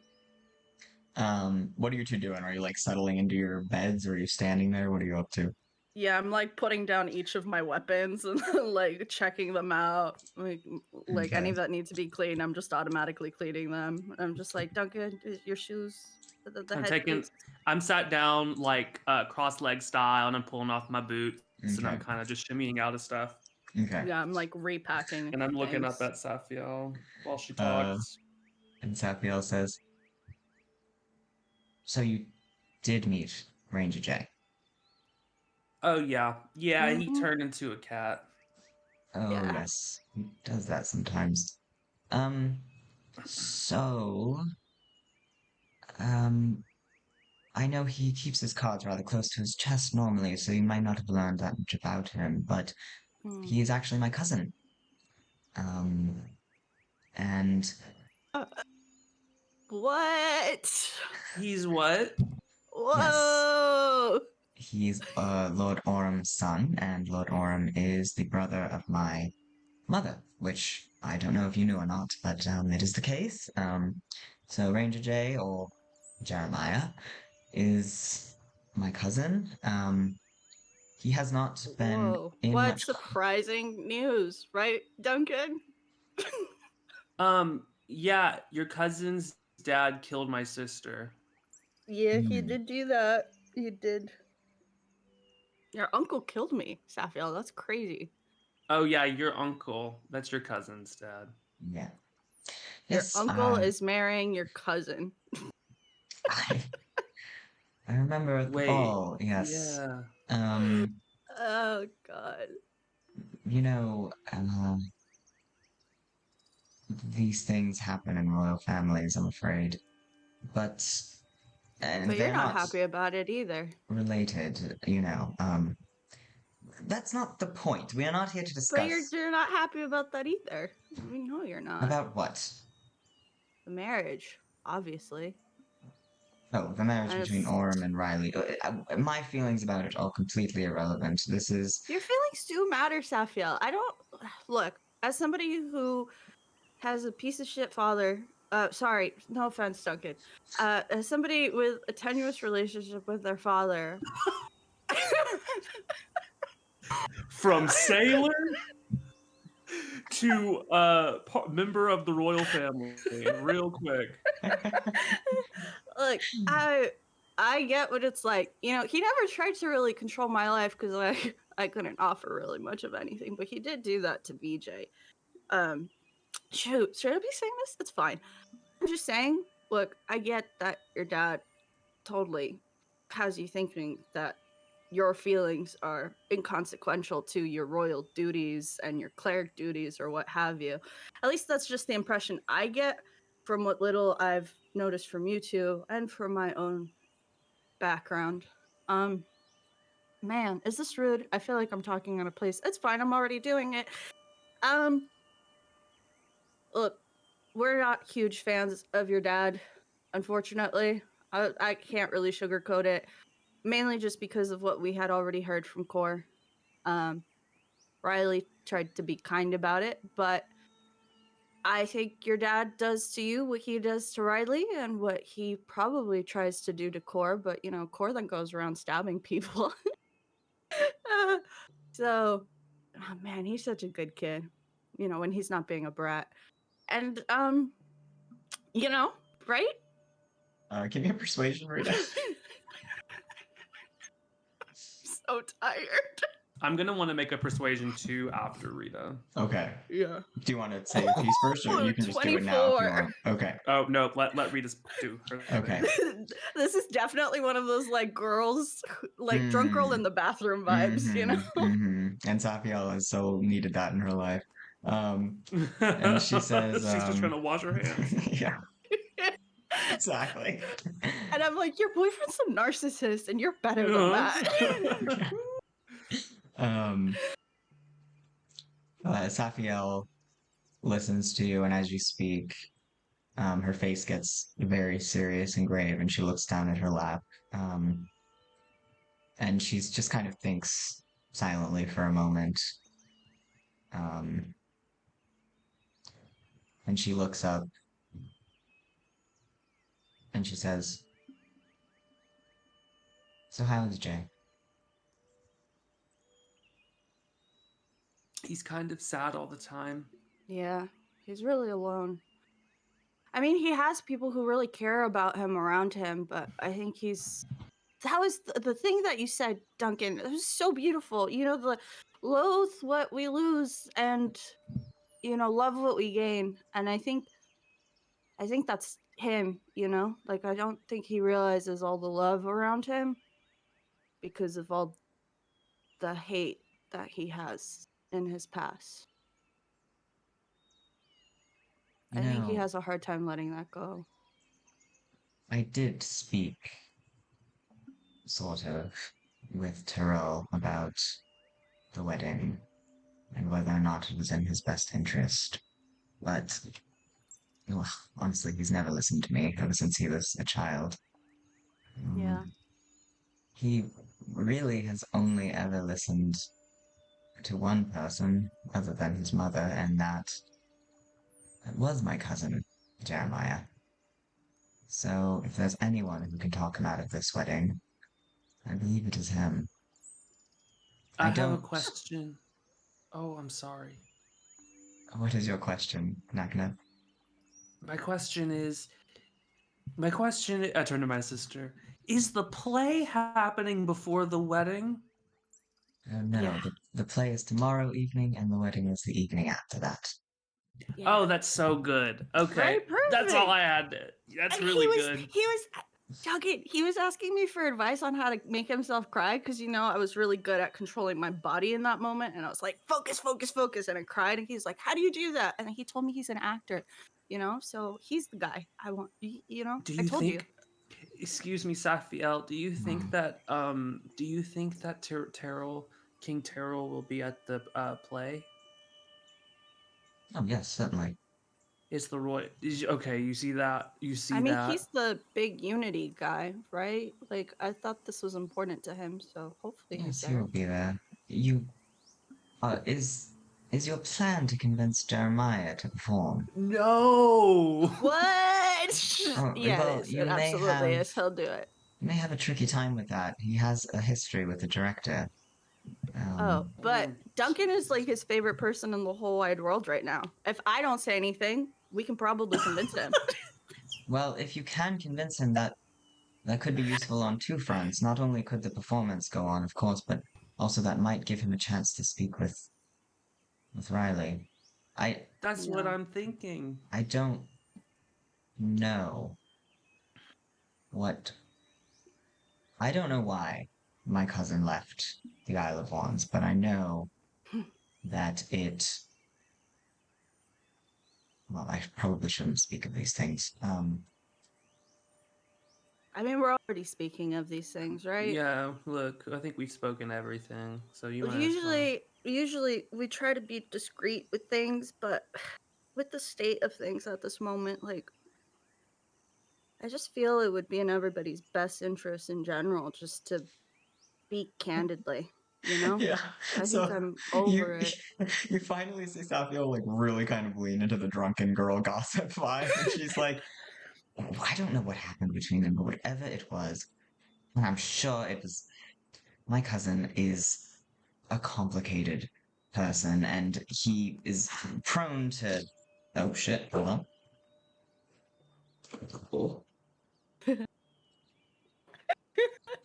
we go. He is prone to acting irrationally and making bad decisions, and I I don't know why he left the Isle, but I know that when he did, it completely destroyed the king, and I know that he still loves him, and that if Maya would just come back and beg Riley not to do this, not to marry Orm, it would work, and maybe they could even Well, find happiness again. We all thought that that was. I mean, I thought. Obviously, not everyone. Like, I feel so strongly that he's the only one who could do it.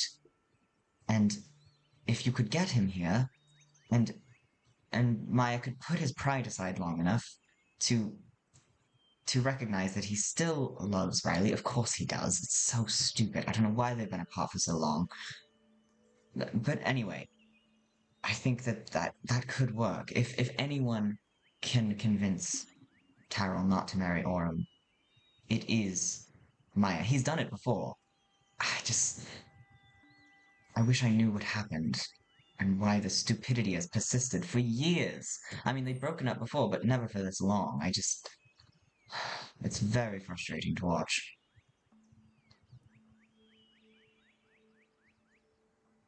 Yeah. Yeah. it sounds like, um, what's kind of funny is it sounds like he's the key. He's the key, and we just got to get the key and bring it to the lock. And I will say one thing is I don't think Jay is gonna beg about anything. So that's gonna be tricky. And I do know that I'm not very good at lying. So we're just gonna have to, I mean, maybe, but and then he's not really, I don't know if him and my sister are talking much. It's fine. I don't Yeah. think Maya has to beg. He just has to come back to Taro. They just have to work out their differences, and things can go back to the way they were before. And then all of this nonsense about marrying Orm can go away. Sometimes things break so badly that no matter what you do, it's really hard to put it back together. But at the very least, hopefully they can, I don't know, they can heal something. I think they've both been hung up for different reasons. I don't know. You don't understand. You didn't see them when they were together. It's not. It Right. can't be irreconcilable. Maybe this is good. Maybe this is what they needed to find each other again. This idiotic wedding. Maybe that's what Taro is doing. Maybe he's waiting for Maya to show up again and be a man for once in his. Anyway, the point is. Right. Does Duncan notice? Can I roll for perception about how my sister is responding to this very Go for it. like, okay, I'm gonna argue for something and you can tell me if my argument's cogent enough. Because the conversation has gone on long enough, even if Duncan didn't notice it at first, it's like little like jabs to the heart to Rita for so long since we've been saying, we gotta get Jay with Terrell. We just gotta get them hooked up. They gotta marry. Like Rita was just like, I'm gonna save my brother's play. And it's like, fuck. Ow, so can I roll with advantage because it has gone on for so long? Okay. And I'm only gone on in this conversation. Like this is an ongoing like situation. So yeah, you can definitely have advantage. So no, is that insider perception or That to would be Rita's insight. reactions. That would be Yeah. insight. Yeah. Oh, baby, didn't even Okay. fucking need it, baby. Yeah. So 20. what would Duncan get on a 20, Rita, about what is going on with you right now? I think he probably notices that she keeps like chewing on her cheek and biting her lips. And her eyes are probably tearing up a bit, and she's just like, yeah, you're right. Yeah, you're right. And I think on a 20, you'd probably, especially since you just saw her with your father, I think you're probably saying very much a similar thing in that moment where, like, I remember that when we were in that moment, you like clocked, and JT specifically, you said like, yeah, he's never seen Rita like so, like, lose her confidence like that. Mm-hmm. And I think you see that in the moment where she's just like, yeah, no, that makes sense. Yeah, totally. Yeah, I'm not gonna save anybody. Yeah, it should be Jay. Is there okay? So, and I know that Rita told Duncan a little bit about what happened at the the dance, the ball, Mm-hmm. right? He knows a little bit. He knows that she likes him and Yeah. that she believes that he likes her and that he kissed her. Yeah, I remember I said that. Yeah. And then, so the furthering of the context that he may be getting now is that, especially with the image of her next to his dad, that like this could be another situation of Rita being like, of course this is happening. Like, is that kind of what Duncan's picking up? Yeah, I think so. Okay, that's important for him to know. Okay. I'll say on a 22 that you also get a lot of what's going on with Sapiel. Mm-hmm. Because I think there is a sense of she was at the ball too, right? And she's been talking to Riley since, so I mean, she might not know everything that happened, but she probably has. She's not an idiot, obviously. So Duncan, your sense of that is that Safiel, going along with the kind of drunken girl gossip, there is a streak of her sense of superiority coming out a little bit, in that sure, Rita and Riley might have like a little whatever something going on right now. It's not like Safiel doesn't know that. It's, as far as you can tell, it's more that she is so, basically she ships Jay and Riley really hard. Yeah, I'm which starting is to get becoming that. super evident. As so much that she is in this moment willing to completely dismiss what Rita's feelings about this might be. And in fact, Safiel is trying to do Rita a favor here, right? By saying, not saying, but implying through everything, right? Not only am I saying Jay is absolutely the only one who could convince Riley not to do this, she's saying, also, girl, you don't stand a chance. Like, not a chance in hell. As long as, like, if Jay is an option, that is what Riley's going to do. And there's no way for you to understand that because you don't know them and you don't understand the situation. So that's what you get from. There's almost like, which is surprising from Zapiel, there's almost a streak of like well-meaning cruelty in what she's saying right now.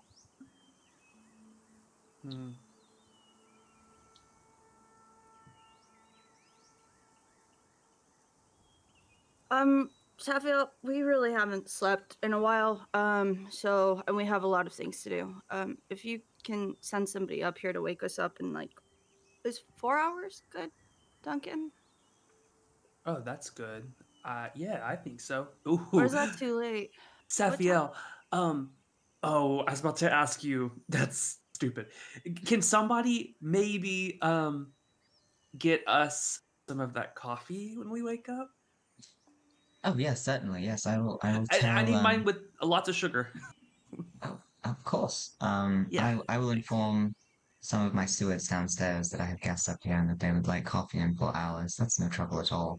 And she's kind of snapping out of the gossip mode of like figuring out the situation mode, and she's like, "Oh right, these two are freaking ditzy as hell, and I'm the sober one here. Maybe I should act like it."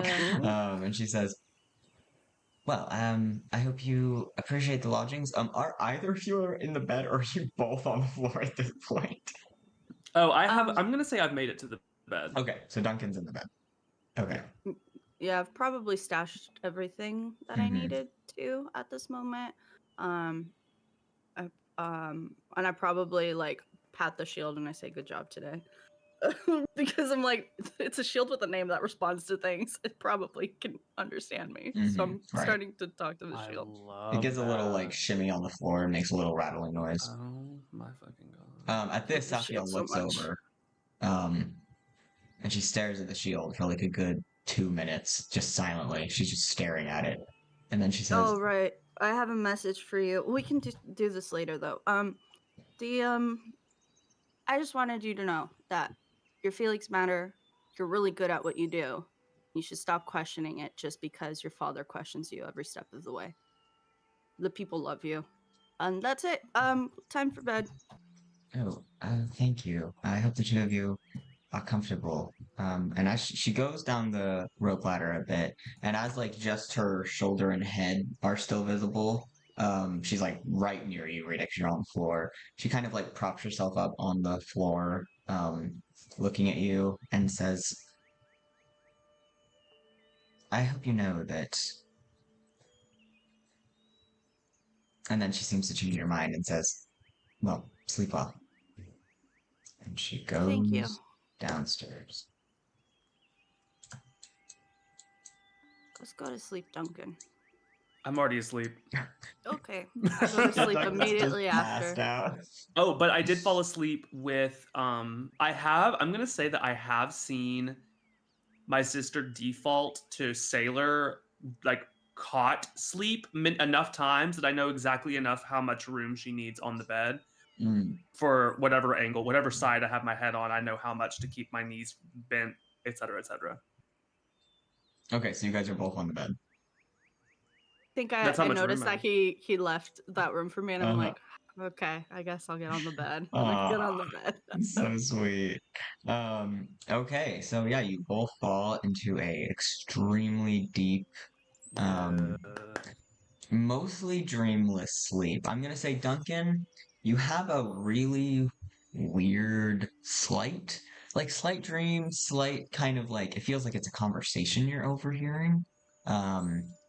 And you get the sense that one of the voices is Selene, and the other voice is also female. It's similar, but much like harsher. And it sounds like they're having an argument about whether or not you can be corrupted. Like with the harsher voice, kind of like with Selene being like, "It was really silly of you to attach yourself to this boy. You like, what are you even thinking?" And with the other voice kind of laughing that off and very much having an attitude of "we'll see." So you kind of get that, like, you're not sure if it was a dream, if it was like a weird little, you don't know what it was. But it's very vague. It's not like the other like clear cut visions you've had with the gods and the pages and everything. Rita, you have a dream about not being able to find all of the performers. It's like a stress dream. Totally fair. Yeah. Like I wait, like I Right. have like the full on thing where like I wake up, I go out, Yeah, I do the thing. exactly. And it gets all the way to the point where you have to play all the other parts in the performance, but like you can't speak, like you have no voice. So it's just a very intensely stressful dream. But other than that, you sleep for those 4 hours. Let's also go ahead and take 5 for us, and then we'll come back. Sweet, sounds good. See you in a bit.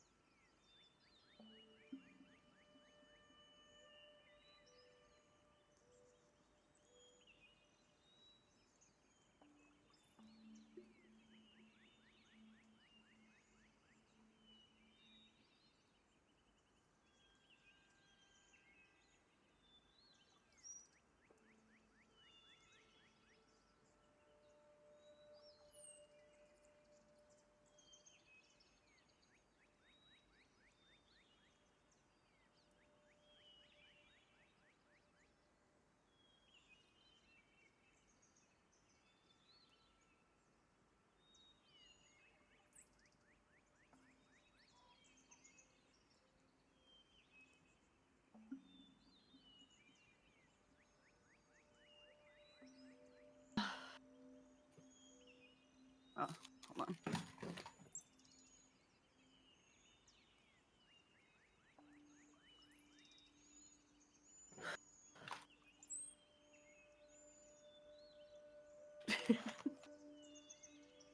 Remember your coat? Yeah, I got cold. Aw. I'll probably take it off in like a couple minutes because again, it's very warm. Yeah, it's pretty hot here.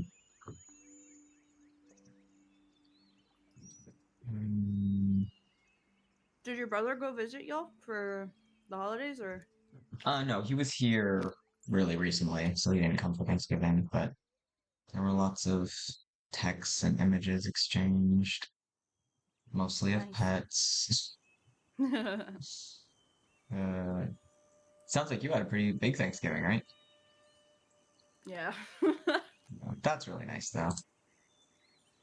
Yeah, it was nice. It was actually like ridiculously chill. Nobody argued. Aw, that's super nice. You didn't cry into a salad again? No. Too bad. It was also nice because it was because last year I couldn't eat really, Oh, that's right. and I was like feeling very like weak, and I would have to leave the party and lay down for a couple minutes and then go back. So it was nice to just be there. Yeah, man, you've made real strides this year, health-wise. That's awesome. Yeah.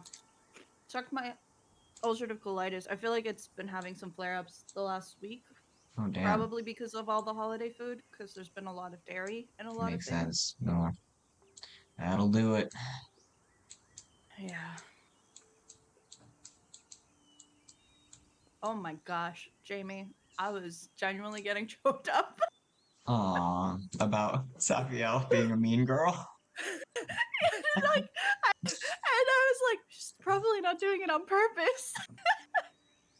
No, she is. Oh, poor Rita. Yeah. It was like just poking at the right buttons, you know? Listen, everyone's got strong opinions about the situation. Well, it's totally fair. Yeah. But we'll see.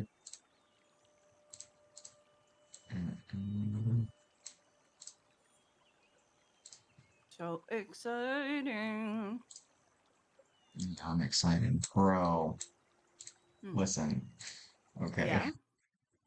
I don't know what you guys are going to do next, but soon there is going to be horse riding, and I cannot wait to show you guys how to ride a horse. Oh, that's really fun. It is so funny to me for some reason. Yeah. Okay.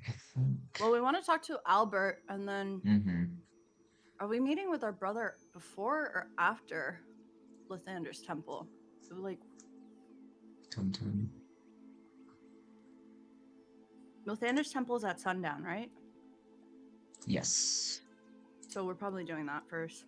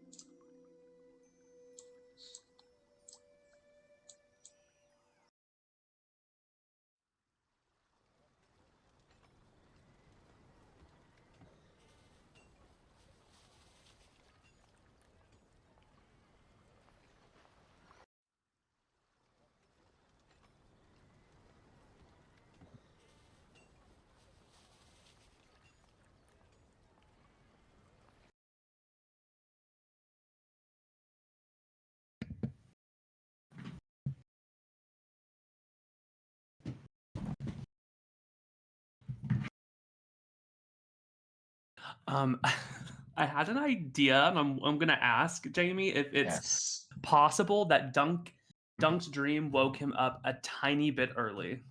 Sure. Yeah, absolutely. How much? How like an hour early or like? I guess I can. Would it be fair to say like 30 minutes to an hour, or should I roll to see just how early? Let's say 30 minutes. Let's go with 30 minutes. Okay, that's perfect. Because I just need time to write something on a page. Okay, go for it. Yeah, so you get up. You notice that it's kind of fallen into like late afternoon, eveningish time. It's definitely darker. And yeah, you can go ahead and you notice that Rita is still sound asleep. You can go ahead and write something. You also have, by the way, the letter from your mom still in your possession now. So that's in the wiki whenever you want to read it. Where would I probably put? Snoring. Rita's snoring. Where would I? How would I? If I wrote a letter and I wanted to Mhm. make it available for Rita to read whenever, how would I put that information in the game or So somewhere? you throw that in the Discord, and then I'll put it in the wiki because I think I have to put stuff in the wiki. So what I'm actually gonna do is I'm gonna Hmm. sneak it into. Are you wearing your adventuring clothes right now, Rita? You Blue are? stuff.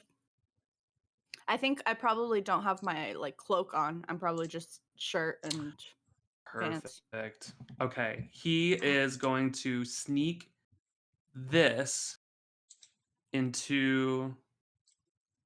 Should I send it to just Jamie and then Rita reads it, or should I give it now and then Rita will just like how what do you think? Hmm. Mm. How about you read it when Rita finds it? So you Oh, okay, sneak got it. a piece of paper that has writing on it to into Rita's clothes. Yes, I do. Okay, and I can then also when deafen she myself for a bit. what was that? I can deafen myself for a bit if that's helpful. Oh no, I Well, mean I have it typed out or typed Oh, down. cool. yeah. So when Rita finds it, you can drop it in the Discord. Okay. And then I'll put it in the wiki after that. Okay, fantastic. So you do that. As you're is it like a long? Would it take like half an hour? For Duncan, it might take Okay. some time to write it all. It is one Yeah. long sentence, but yeah, it might take him about. But I do want him to read the. It would take maybe 15 minutes. He wants to read the letter from his mom. Oh, okay, I'll gotcha. do So now. yeah, you can do both. So you sneak the letter. Go ahead and give me a sleight of hand. Oh damn. Advantage, no? Yeah, you're asleep. That's true. 11. So yeah, advantage. 11. Give me that advantage. Oh, okay. Oh. Who 10. is it? 10. 10 and 11. Okay. So where do you try and put it? Like in her pocket or? Yeah, in one of the pockets. Okay, so as you're trying to get it in there, it makes like a really surprisingly loud crinkling noise. And I'm gonna say that Rita, you have like a split second of like you're not sure if it's like a dream or like what is happening, but you're like, what is that noise? And then you fall back asleep. So that might kind of lead you later to investigate, like what was that? But it doesn't actually wake you up. Get wardrobe. What did you say? Gotta get wardrobe. So, Duncan, you can now read your letter from your mother. You can read it out loud if you'd like, or just read it to yourself, whatever you want.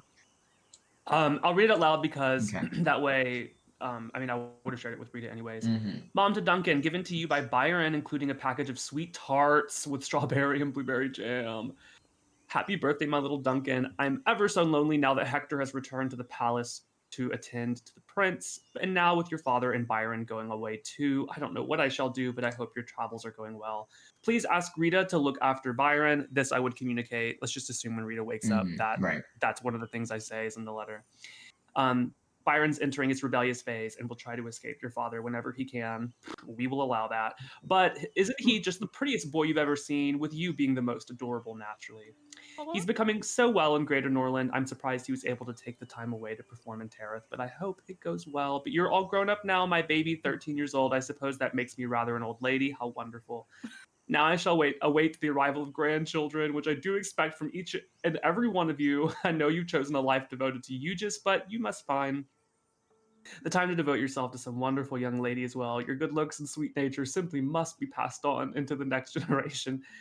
I wish I could have come to the visit Terith, but somehow someone has to stay and look after the estate, and they were very strict about how many were allowed to accompany Byron. So how amazing that he was invited to that insular place at all.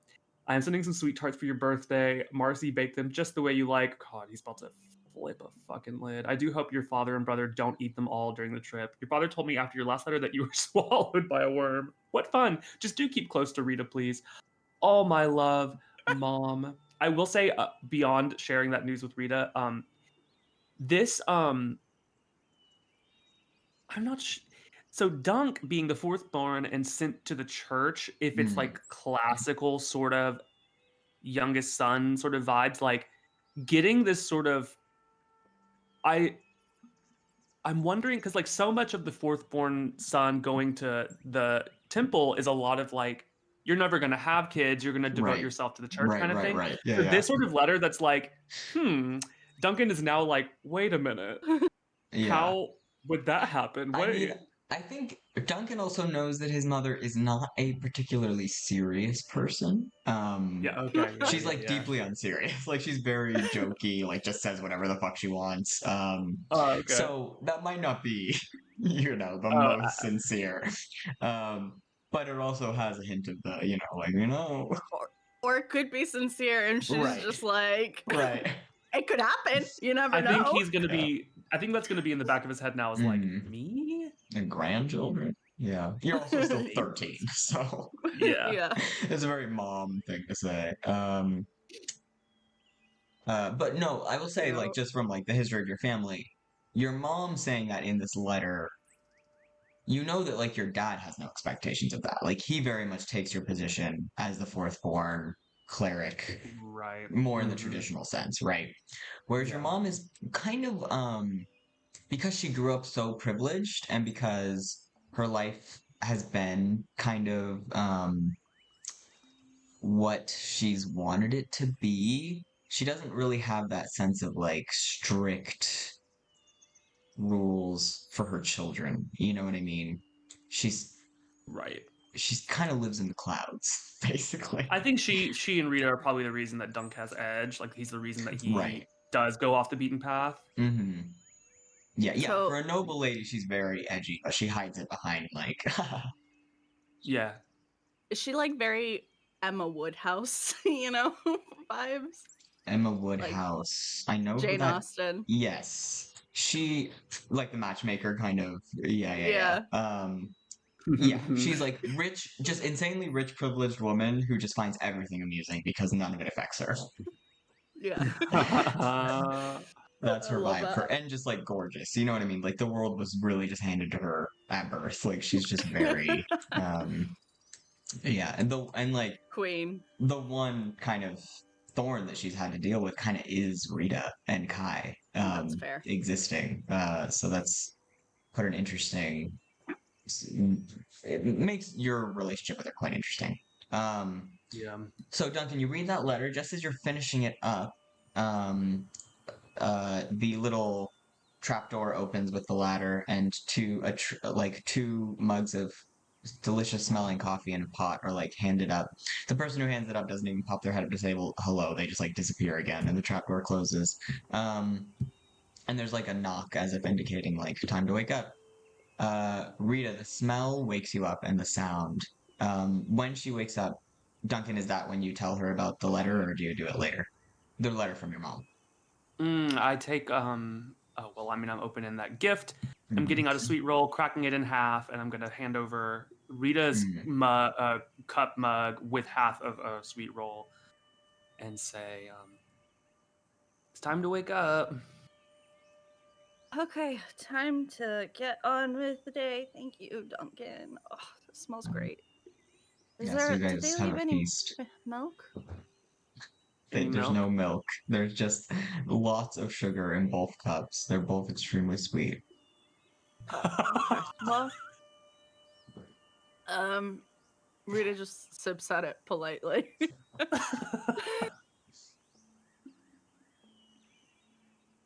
Okay, so today we have a lot going on, don't we? So we gotta go to the temple, right? we should go to the temple. Mm-hmm. I'm gonna talk to Riley and Cora about what their ancestors said. Yeah. That's my plan. And then we got to talk to Jay at some point about the play. I think you should do most of the talking. But I can help, you know. And then I wanted to talk to Albert because I got those. Got those outfits on deck, right? So, by the way, here's what I'm thinking: we can get those outfits. We can get some strategic potions from Albert, and you know, if it comes down to us kidnapping the king and prince and sneaking them away in the middle of the night, yeah, we're prepared. Can I ask a big favor? Yeah, Big. absolutely. So, Yeah. can I take one of the tasks that you have to do? And can you be the one that talks to Jay? And hear me out because I know that it's not going well. But He really doesn't like me, Duncan. But here's the thing. There was something that when Terrell was talking to me about like why people listen to me and why people listen to maybe sometimes him. We have different reasons why people listen to us. But I guess I'm thinking about what Safiel said and then what my dad sometimes. And you and Jay are a lot more alike than me and Jay will ever be alike. He had all this family, but he's been kind of kicked out and he doesn't really have anybody. And he had to kind of make himself from the ground up. And it sounds a lot like somebody I know. And I feel like nobody wants to talk to somebody who is too close to themselves. But I feel like when it comes to this particular thing, wouldn't know how to talk to him. I wouldn't know how to. Yeah. No, I just had all things considered, I've had it very easy because people have done a lot of hard stuff for me, and you've worked really hard for everything. I mean, not like you lived in the estate forever. But anyways, you don't have to say yes now. I'm just thinking that I get what you're saying. I'll try, okay? But if I really look, I don't know what Byron thinks about me, but I'm trying to be better about you guys. Like that was why, well, not why, but like, you know, Hector and I will never be close, but I hope someday we can be okay. And like VJ, hopefully we find him someday. But you know, VJ just wanted you and Byron to be happy in what you do, you know. And I feel like I've been helping you a lot, so I just care about the play happening, you know. So if I piss off Jay, I'll feel pretty bad if that ruins things for Byron. So I'll do my best, but I don't know. I am worried, but I think I'll do it. with the coffee, I think Duncan's attitude is like, well, and if it all goes wrong, then it was meant to go wrong. See, but it has to be you. Okay, it's all sorted out, and then you'll give me a task that you were supposed to do, and I'll do it. And if that goes wrong, that was also supposed to go wrong. So it'll be fun. Yeah, so much fun. Look, honestly, think about it like this. Who are we? You know, this isn't even our job here, but we're doing it anyways because people need us to. So obviously we've been making good decisions so far. Well, there's a couple in the middle. You know what? We've been doing okay. Yeah. There's a couple in the middle. Okay. Oh my god. Okay, yeah, sounds good. Should I keep my glaive around? I was gonna put it away because I kind of want to fight differently, but maybe it's a good thing to have it with the cover so people know who we are. So we're not hiding that anymore. Maybe that'll get us. I don't know. I'll just put it away. I'll put it away. It's fine. It's fine. Yeah, now that you mention it, I'm gonna take off the fancy robe. I just now that the festivities are done, I'll Yeah. Okay. Something you can do, that Yes. I was going to try to do is we'll probably see Gord tonight. So if you can try to just let him know that we're preparing things to get him and Riley both out if it comes to it. But to just wait a little longer. And I know that's really hard because he keeps just trying to run away. So if you want to do that, I think that'll work. I mean, it's usually been you telling him to hold on. So if it's a different face telling him to hold on, I think it might go 1% better.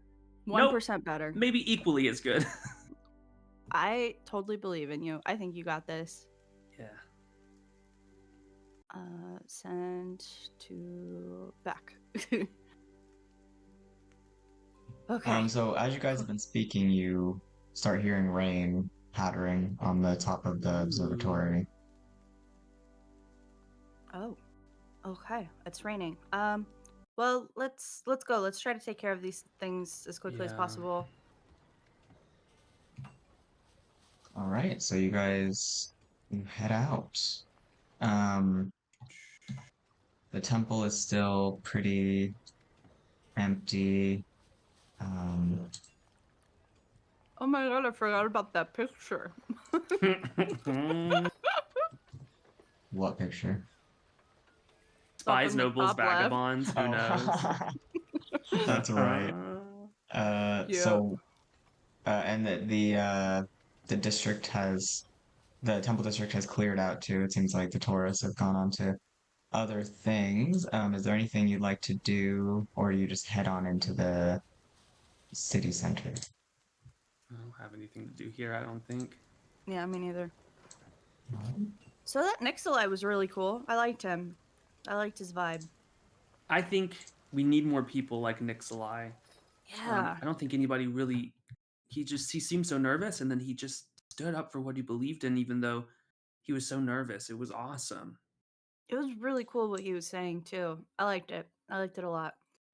Yeah. You know, if I wasn't a sailor, I would probably be into the Sylvanas guy. Yeah, he kind of convinced me too a little bit. Right? Okay. The thing is not loading for me, so give me 1 second. Worries. I'm gonna switch over to Chrome. I wish this town center was real, like just bumping markets, pond, trees. Dude, it's so gorgeous. Duncan, you do notice that the tree that you brought back to life with tears is in full bloom again. It's got leaves and everything. Oh yeah. Cute. Love those guys. Love those guys.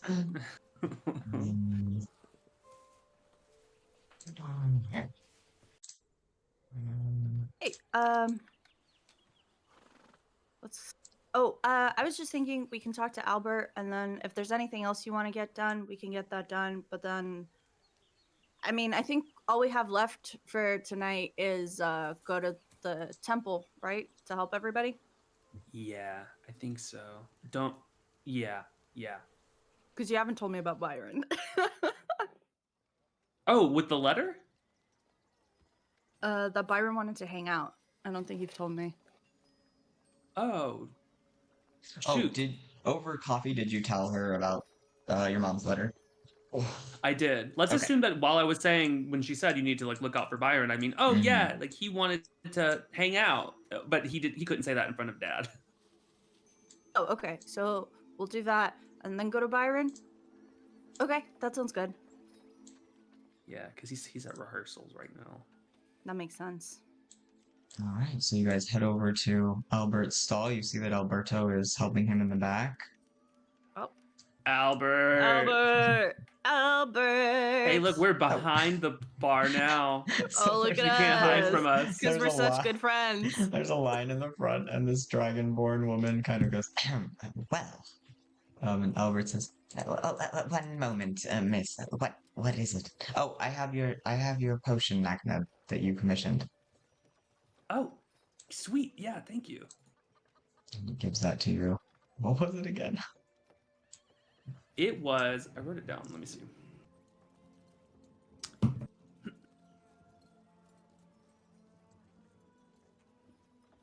Yeah, had a list. It's in my notes.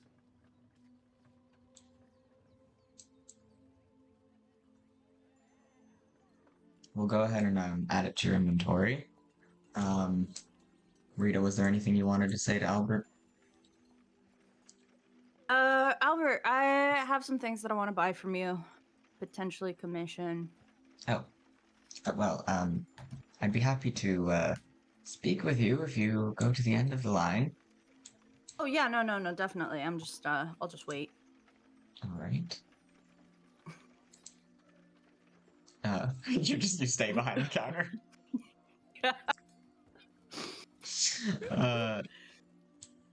He you're standing that close to him. Yeah, I'm sort of just watching all these things. I'm like, wow, this is cool. He sighs and turns to the Dragonborn woman and says, "Just one moment. Yes, what can I get for you, Krissa?" Oh, yeah. Okay. So, first of all, how have you been? I'm well. That's nice. First of all, I wanted to know if you had any bags of holding. Yes, I believe I have one. Or were you in the market for such a... Yeah, that would be great. I carry a lot of stuff. I'm really strong, you know. I can bench press like 200 and something, probably a little higher, but it can be a little tiring, especially with gold. So, Well, I could certainly sell you one if that's what you're wishing for. yeah. How much? That'll be 600 gold. Done. Yeah, 600 gold. And then there were some other potions I wanted to ask you about. Such as? So I was wondering if you have potions of invisibility. Potion of invisibility. None today. I was going to make some for tomorrow or the next day. That would work. I have one. Yeah, but it's always good to have a little extra, I think. Yeah. Actually, so Jamie, can you this will jog my memory. Mm-hmm. Was it that Albert gave us a list of extremely unique potions? Because if that was the case, I remember Duncan being kooky and like one of them was potion of fire breath or something kind of silly, and I think Duncan went for one of them. And unless it was more a list of common things, and then all Duncan got was the greater healing potion. There was a potion of fire breathing that you were interested in. I remember because that must have been it, because then there was another potion instance back in the city, the King City, Tyrell City, right, where I think I got greater healing and invisibility there, right? I've just had invisibility for a long time. Right. Yeah, that one we got in the Kingdom of Swords. You and I each have one potion of invisibility. Mm-hmm. They last an hour, so I think it'd be good to like have an extra just in case. Yeah. Mm-hmm. Okay. Yeah, fire breathing. That sounds right. Yeah, because it's uncommon. Yeah, you definitely could have commissioned that. So yeah, if you want to add one of those, go for it. That's hilarious. So you've asked Albert for potion of invisibility. What was the other thing, Rita? I just started with that. Potion of invisibility, the bag of holding, and then I was also gonna ask. We'll also get another potion of animal friendship. Oh, I remember you bought that. Ooh. At the moment, because you got the potion of animal friendship here that we used with the spider. So I'll buy one of those for you to replace the one that you got. Oh, thank you. And then I'm sorry, how many potions of invisibility? If I can get, I mean, our friend was carrying quite a few, but I don't know if they've taken his stuff. So 4? Oh my goodness, that's quite the order. Is that doable? If not, 2 would be fine. It's doable. Okay.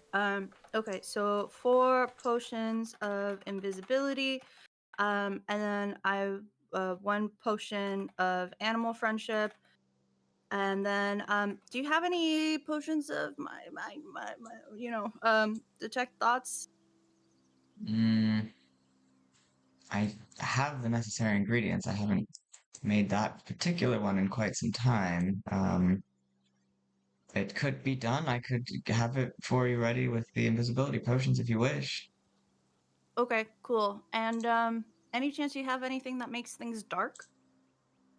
Makes things dark. Mm, Oh wait, but no. no, you can probably see through the dark. uh, Yes. how much for the fire breathing thingies? Because that just sounds fun, right, Duncan? I think I haven't used it yet, but there's it has 3 charges to potion of fire breath, Ooh. so you can use it. You can drink it in thirds. Oh, that's cool. Yeah. Okay, maybe Another then. potion of fire breath. No, it's okay. I think 4 potions of invisibility. We'll take 1 of the potions of animal friendship. It looks like you have some. And then Yes, I still have some of those left. a potion of detect thoughts, and then we'll get can we get 6 potions of greater healing? 6. I don't know if you have Uh, enough. Alberto, what is our stock of greater healing potions at the moment? And Alberto holds up his little paw and holds up 4 digits. Well, it seems we have 4. Oh, I'll take all 4. How many do you have of just potions of healing? And he looks back at Alberto, and Alberto starts like frantically counting one of the shelves. And your impression is it's many. Oh, can we get 10 potions of healing? All right. Well, that's why I've been stingy with the money, because I just want to go crazy with the potions. Mm-hmm. Wait, I don't want us to die. Since Rita's on a roll, I want Duncan, assuming that he's read like a list of potions, like at the different shops. Mm-hmm. Albert, you're a really, really, really good alchemist. Do you have a potion of Dragon's Majesty? And the Dragonborn at the counter says, "This is ridiculous," and she walks away. Well, now look what you've done. Oh, right. Well, we're getting a lot from you. It's a different dragon. It would turn me into a big dragon. No, I don't have that. I would have to send you on a quest to get the ingredients for that one. Oh, yeah. I mean, if you're willing to do it, I could brew you the potion, but... Well, what do you need? Well, dragon scales, for one thing. I don't want to hurt a dragon. They've been nice to us. You don't necessarily need to hurt one. They do shed fairly frequently. We can ask the one that we met, the small one. Oh, okay. Albert, I one day may come back with some scales.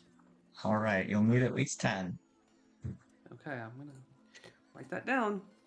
You so might Albert see my face again. turns to you, Rita, and says, so with the things that you currently have, it would be 1,575, right? But then the additional 4 potions of invisibility and the potion of detect thoughts, how much extra would that be? That'll be an extra 200. For those 5? Wait, how many potions of invisibility did you want? 4. Oh, right, 4. So those are 100 each. So that would be an additional 500. And then you wanted just one of the mind reading ones, right? Actually, can we do 2 of the mind reading ones? Okay, those are 200 each. So that's 200 400. each. So it would be 400 for the potions of invisibility, and then an additional 400 for the potions of detect thoughts. So that's 2,375. And Albert says, well, you know, if you want to knock it up to a rounded number, I could throw in a filter of love. Weird. Duncan, is there anything you want? Do you It's want one a of my filter best of love? sellers. Comes highly recommended, always works. How much will the potion that Duncan wants, like if we get the scales and stuff, how much is that going to cost? 400. 400? Okay. Anything else, Duncan? I think JT might have stepped away. Okay. So. Okay. Oh, he's back. Oh, sorry. I said BRB, and then I realized you Yeah. may not have heard me when No, I'm we got online. it. You're totally fine. Rita was just asking if there's anything else you wanted. Well, I think I'm good. I don't think I need anything. I mean, Albert's trying to sell us a filter of love. Are you It interested is in one that? of our best sellers. I am just saying I'll they take do it. come in handy. What does it do? Albert, what does it do? Well, you'll have to test it on someone and see for yourself, Naknad. Okay. So that would be a little discounted, right? You said rounded out, so 2,400? 2,400? Okay, easy. Thank you. And I pull out 2,400 gold and I just slam it on the thing. You just put it on the counter, huh? I just put it on the counter. All right. Albert's like, oh, thank you for this.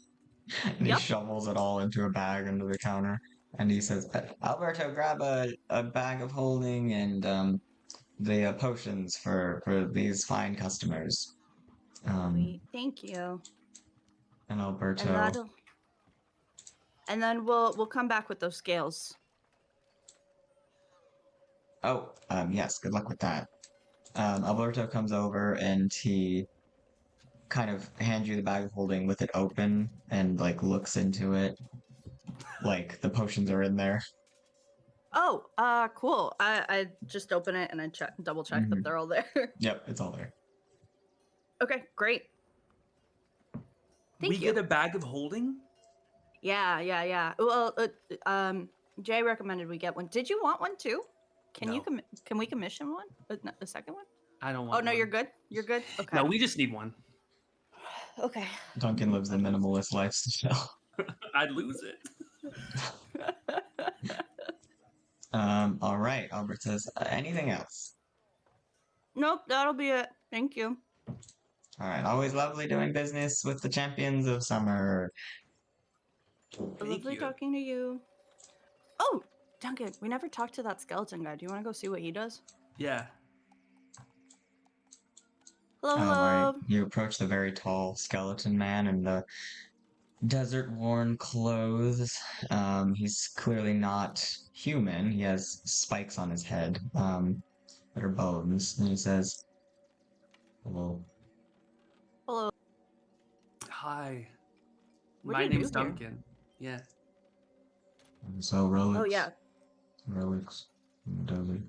Ancient books. Oh, books. Do you want a book? What kind of books? Books. He goes over and looks at the books. He picks one up and he brings it back and he says, this one's in Elvish. Found in one of the old, there's a lot of temple ruins. You guys have been to the desert, but there's some temple ruins out there and a lot of books. This one, I don't know which temple it is in, but looks like it's called The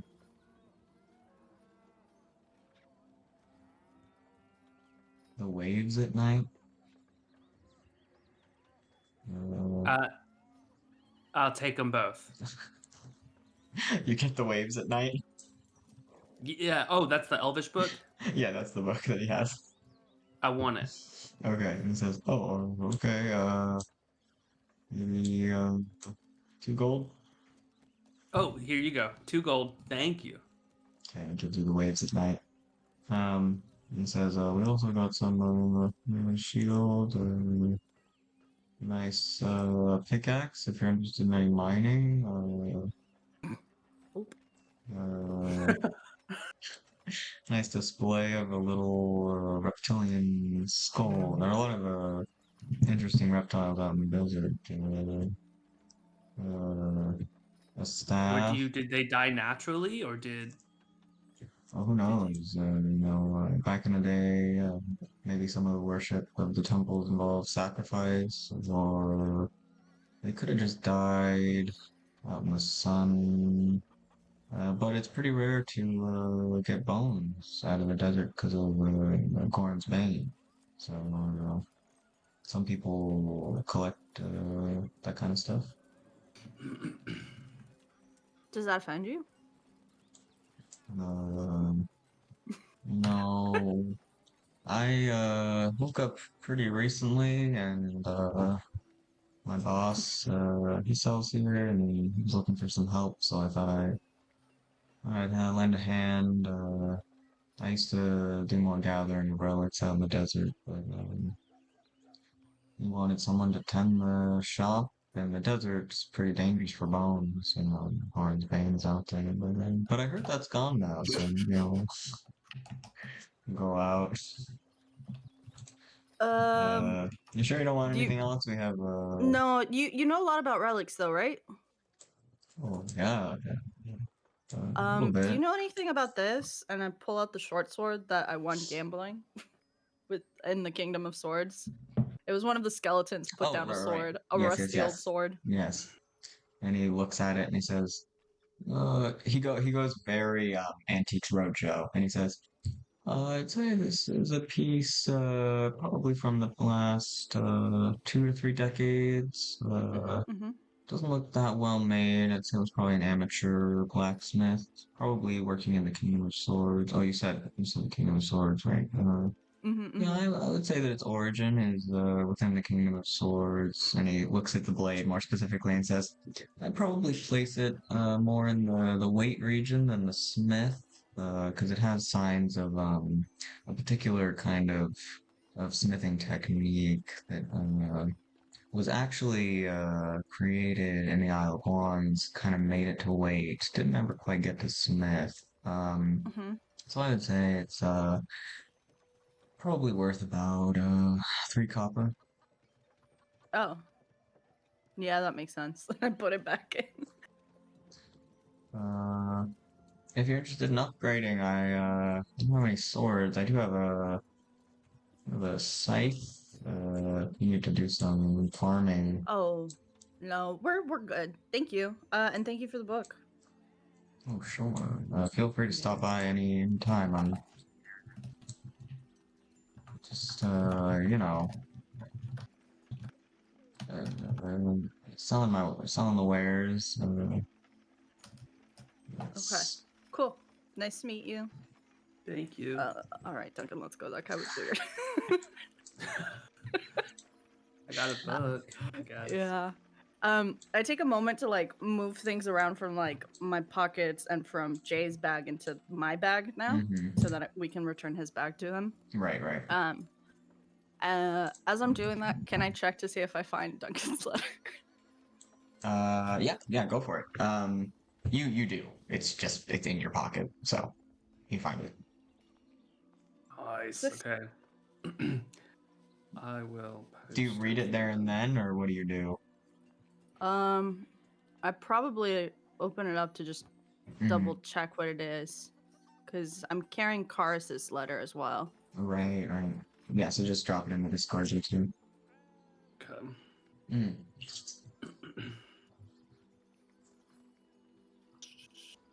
Funny. Fedri?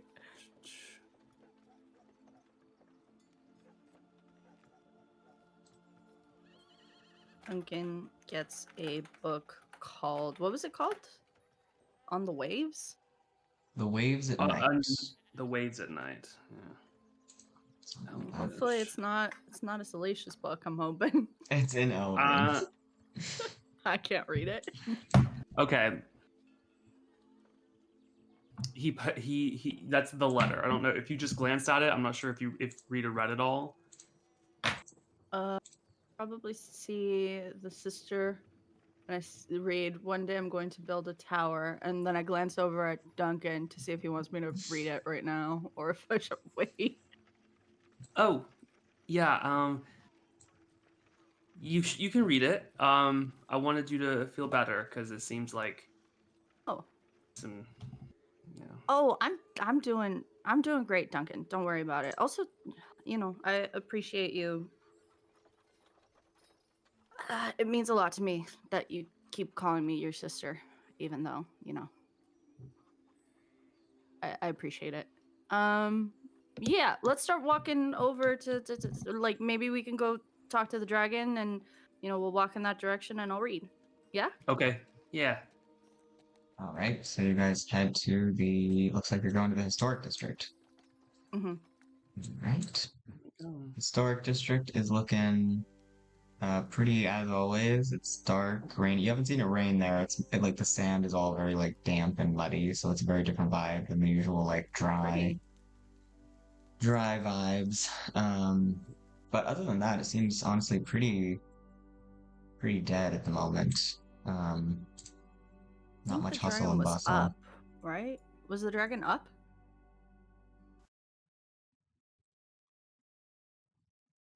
Do we go north? It's worth a shot. Okay, let's go. Okay. All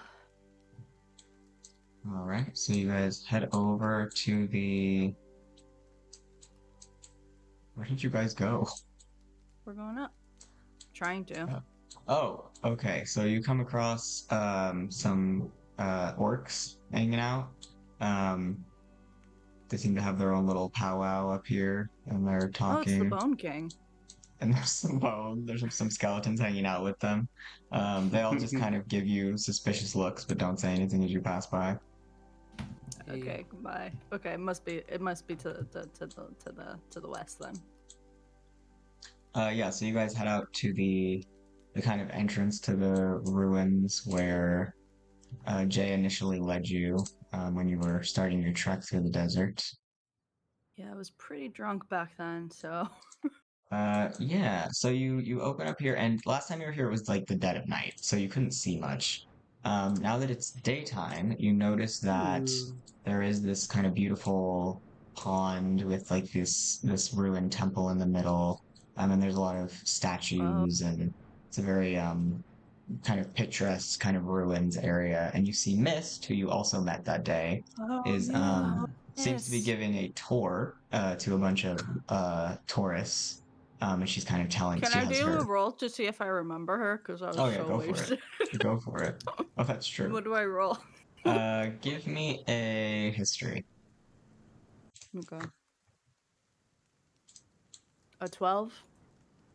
You vaguely remember her. You don't remember her name, but you remember her face, and you remember that you met her here. Okay. All right.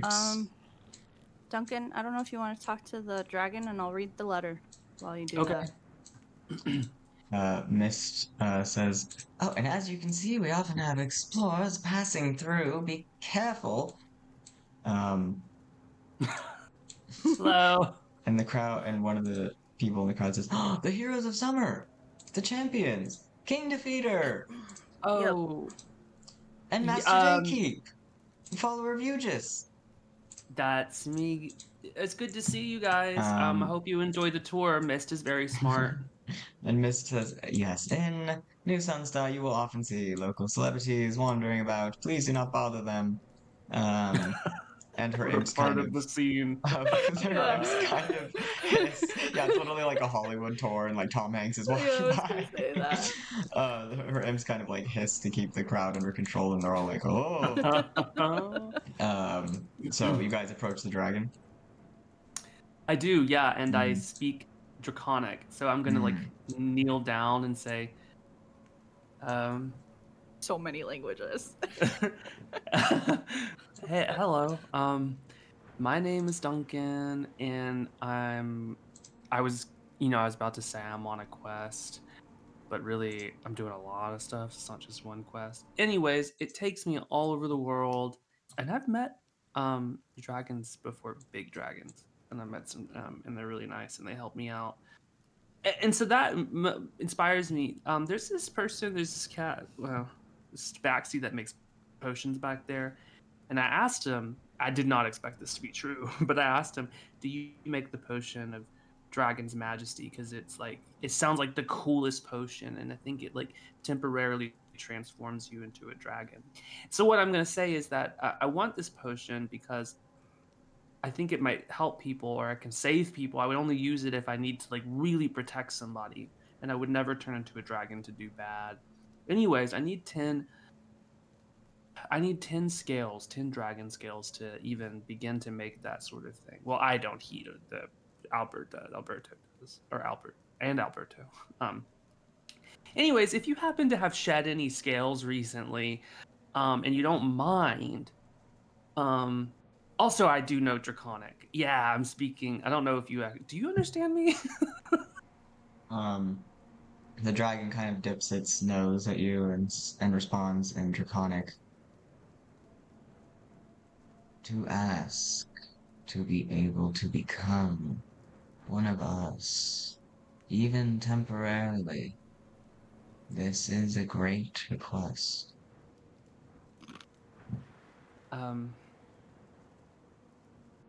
Can I prove myself somehow? What can I expect from you in return? Has there been any? Oh, let me think. What's been bugging you recently? I'm not bothered. Well, what could make you more comfortable?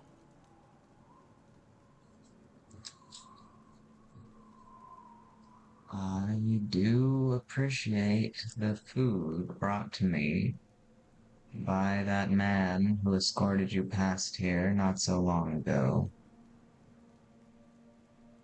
Oh. Hey, I'm talking to Rita. What kind of stuff do you think Jay is carrying around, like food stuff? Probably stuff from the tavern, right? I would imagine because they serve food there. Oh, but Unless if he was the cat, then that means he was getting it from that stall. That's what I was thinking too. I think either one.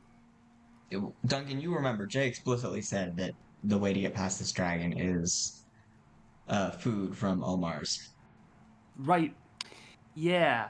So, okay. Omar's. We gotta get something from Omar's. Okay, and then I lean back down to the dragon. I will do my best to get you some food, from the place that our friend gets food from, and I hear it is pretty good. So Wait. yeah, I'll do that. I can't understand this. Yeah. The dragon just bows at you again. Okay. I tell Rita. Okay. Very cool. Essentially, he just wants some food from Omar's. Okay, yeah, we can figure that out. Yeah. So that's not too bad. Okay. Sounds good. Let's do that then. Okay. As you were talking to him, I was reading the letter. I don't know if you want to read it to us in your voice. Out loud. I can do it, sure. Hell yeah. Is it already on the wiki? Let me drop it in.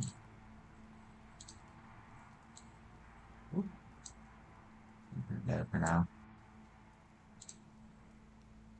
I'm so excited for Duncan to get his moment of turning into a dragon. It's going to be absolutely bonkers. Alright, it's right so under insane. Tareth pages. It's called Duncan Dorita. Okay, so yeah, this is Duncan. You know how Duncan always has like these side quests? Well, he's like update because he had to defeat Zayn Crane. He had to do this, and that. So that he needed. He's been contemplating quite a bit about what his new mission will be. Okay. Right. Duncan to Rita. Sister, One day I am going to build a tower in the middle of the world, and it's going to be the main Rune Master's tower. It's going to be so tall the clouds get jealous. And I will be the great Rune Master, and the tower will unite all the kingdoms and all the temples. But the tower will also be a lighthouse. And it will be the biggest lighthouse in the world so that lost people always come and send messages to people that they miss. And we will have a huge port for our boat and all your friends' boats. And there will be a small village at the bottom for our friends to sleep in. And there will be coffee and maybe sweet rolls. And when my life is done, I think I will stand at the top of the tower and jump as high as I can and see where it takes me. And I just hope you were there too, because we've been to so many strange places, and I think that would be the strangest place of all. Your brother. Oh my god. So yeah, you finish reading that, Rita, while he's talking to the dragon. I cry a little. So yeah, do I see Duncan, that? Yeah. It is raining. If I see that, so... I'm like, well, I'm supposed to make you feel better. No, it really Make did. things worse. These are good tears. These are good tears, I promise. Thank you.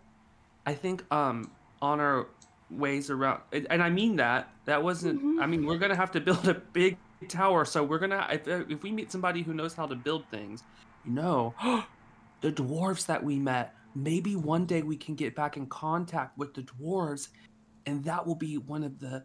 We'd have to have a lot of money, but Yeah. can you imagine that? You know the ocean. You know how to get around. We do. can find the perfect spot in the middle of the world and build the biggest tower, and it's also the biggest lighthouse. That'd be really cool. Where is the middle of the world? Would it be like the Valley of Coin? Well, that's just Tareth. Yeah. I guess the Rune Master's towers. We're gonna have to build a lot more towers. Oh god. But I feel like the Valley of Coin is the place that's closest to the mines, and the mines are between Tareth and Greater Norland. Yeah. I don't know. As you're talking, figure it out. you look over and see that the sun is starting to set. Oh. That's my cue. I'm looking. All right, Duncan, you look at the sunset and you think about endings and you gain inspiration once again. I go over to Duncan and I just hug him. I'm just like, thank Aw. you. I appreciate it.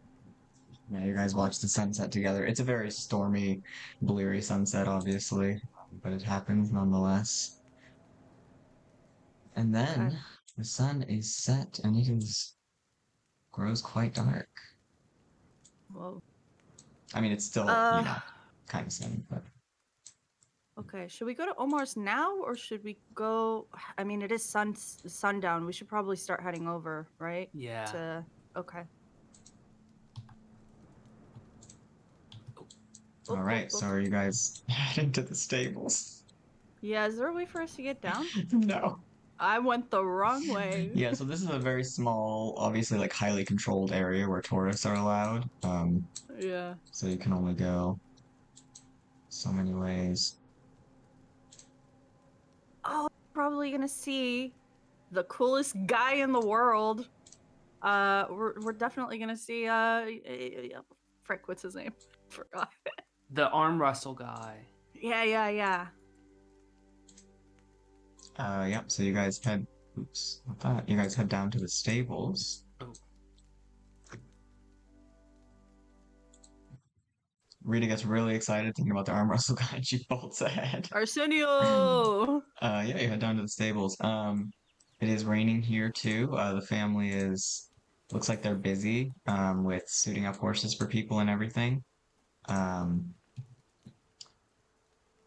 What do you see your horses, Haircut and Rita, your white horse. Haircut. And there you see Arsenio, his father and mother, all tending the horses, saddling them up and such. What would the two of you like to do? Duncan, could you imagine if I had managed to somehow bring the spider with me and I was riding the spider instead of a horse? That would have been cool. You know what you should do? So cool. You know what you should do? Hmm. Oh, Arsenio, you know what you should do? You should have a rematch. What are you Oh, Arsenio! What are you two doing here? What is happening? Oh, Are there's you a guys thing going that's to going fight on. at the temple? Yeah. Well, you better hurry. All the nobles are gathered. They'll be leaving without you. Okay, quick arm wrestle. Come on, 3, 2, 1, let's go. Hurry. Oh, fine. Yeah. I totally have you this time. Don't even. All right. Gonna be Give me great. that contested strength. Please roll well. You got a 14. 10. Okay. Oh, So you put your arm over the fence for him. the and he legend lives on. He just like slams your arm down on the fence and says, "Easy." Damn, I really gotta start eating red carp. Okay. See Yeah, you you later. do. Arsenio, Oh, can I wait. try? Oh, yeah. Fine. I've never arm wrestled before. Oh my gosh. Yeah, he offers you Hey, his Duke arm Wellington. over the. What do I over roll? the- Strength? Oh yeah, just give me a strength. Oh. I got 15. He got 8. Okay, so he goes in with so much confidence. He's like, That probably undid him. Right. He's like, it'll be His elbow fine. slips from the rain or Right, something. it's super wet. And Duncan, you take a good stance, as you know from your sister, and you just whack his arm right down before he even has time to like think. And he's like, wait a minute, rematch. That was a do-over.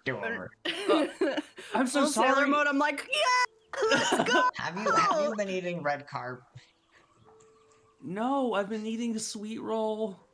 And his dad says, "Oh, are the two of you hoping for your horses? We could gear them up for you. Oh yeah, that would be really Yes, helpful. Thank you, please. Duke And would you Wellington. like saddles or just armored, or what's your preference? How do you ride? Oh, well, they have saddles. I'm pretty sure we came with saddles. We can supply armor if you'll be riding them into battle at a slight fee. You understand? Yeah. How much for the armor? Fully armor your horse out for this trip. As a rental, you see, would be 10 gold each. I got this, Oh. Duncan. I just pull it from the big bag. Thank you. Gold 20. Okay, so they armor up your horse, your white horse, Rita, and they bring it down for you and bring it out. And they do the same for haircut. So you both have fully armored Haircut. horses. Both give me animal handling. Okay. It was 20, right? So, yeah. Animal handling. 13. Okay, 13. Come on. Damn it. The horse still doesn't like me. Oh no. Okay, so what'd you get? A 9. All right, so haircut looks a little shy to see you, Duncan. It's been a while. But what do you try? Do you like try and stroke her nose? What do you do? Yeah. I stroke her nose and I just kind of in a very soft, calm voice say it's good to see her, and I kind of tell her a little bit about what we've been doing. Okay. This seems to appease her, and she kind of lowers her head and listens to you with her ears flickering. And she like sniffs at your new pink hair very suspiciously, and like takes a tentative bite because she's not sure if this is edible anymore. Yeah. So Duke comes over to you, Duncan, and says, "Would you like help mounting?" Oh. I need to try and do this myself. Oh, of course. Thank you, though. Let me see. Go ahead and pick up the horse. And pick it up. Okay. Yeah. Okay. Hold on. No, wait. Stop moving. Okay. Oh, Wait. nice. Hold on. Hold on. Wait. Why can't I flip it? Really hilarious.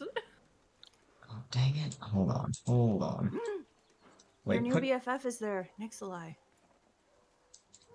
Can you flip the horse? Let me see. I I can't- picked it up. So. Shit. Okay. See if you can flip the horse so it's facing the right direction. Pinto armored horse. No, when I right click, I can't do it. Oh, there we go. Well- Oh, shit. Wait, stay. This is the tricky part. Like what riding horses is. Oh my. Exactly. You know what? It's okay. I'm. You're Exactly. No, it's not okay. It's not okay. Hold on. We can do this. We can do this. Hold on. You can't flip it? I can't. Hmm. Let me do this real quick. Oh no, that was my crossbow. Okay. What if you put the horse down and then try to pick it back up facing in the same direction? Would that work? Can I Nope, it flip just you, faces Duncan? in whatever direction it wants. No, I can't flip you. Oh, it lets me flip it. Are you sure? If you right click on it at the very bottom, it says flip. Yeah, and when I right click, it doesn't let me. Oops. I can't. Okay, put the horse down. All right. Let me see.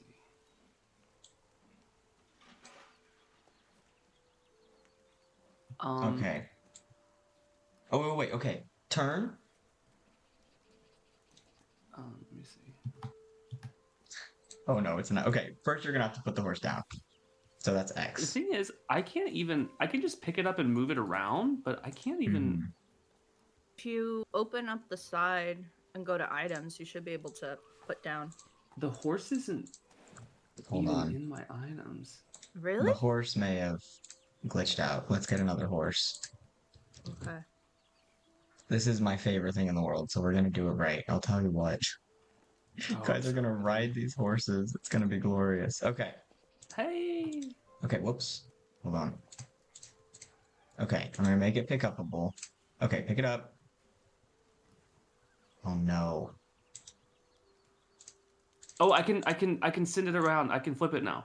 Okay, okay. I think. Oh yes, yes. Yeah, you did it.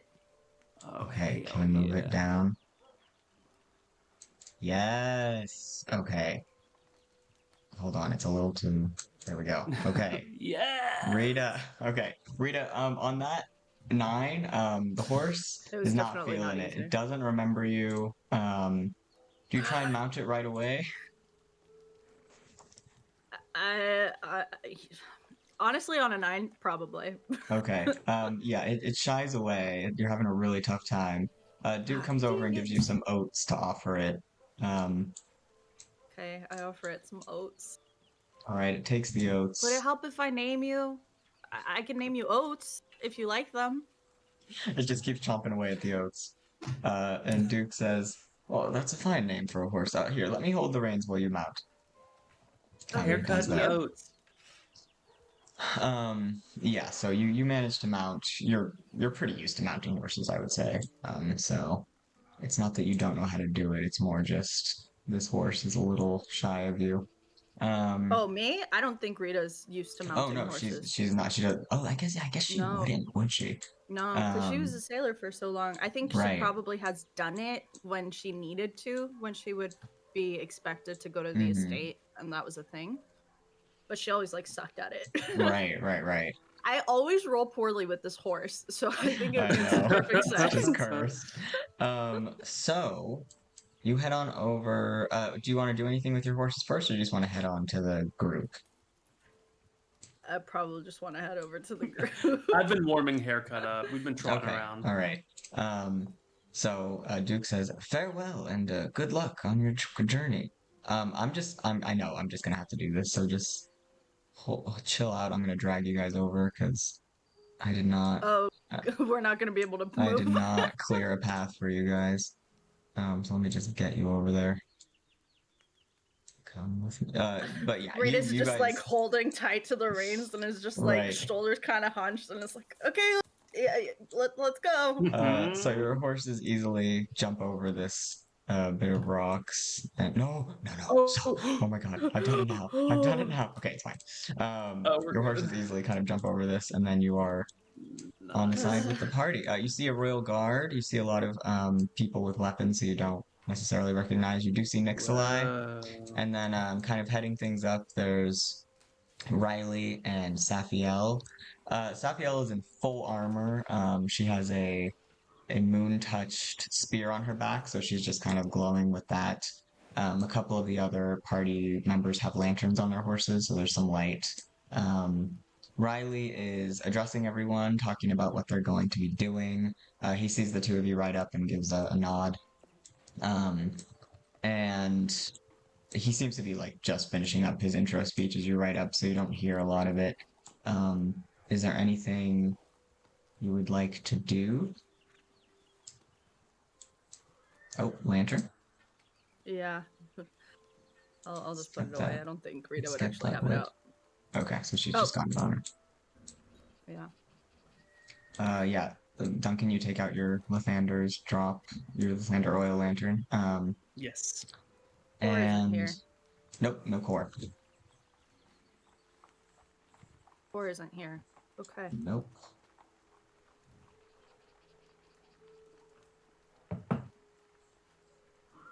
Nixalai, who's riding bareback, rides up to you, Duncan, and says, "Hello again." Hey, Nixalai, it's good to see you. Yeah, perhaps we'll find a place to plant some trees out in the desert, though they don't tend to take to it too well, do they? I guess not, but look at those trees there. Well, that's true. They are close. They are in proximity, though. That's a slightly different kind of tree. I'm not. I must say, I'm not used to these. And he Oh, rides the over to old them. way. We should introduce him, Duncan. We should introduce him to Lucky. Lucky can tell him about the old ways. You know. Oh, yeah. Remember how like Jay's tears grew Yeah. a pineapple thing? Oh, yeah.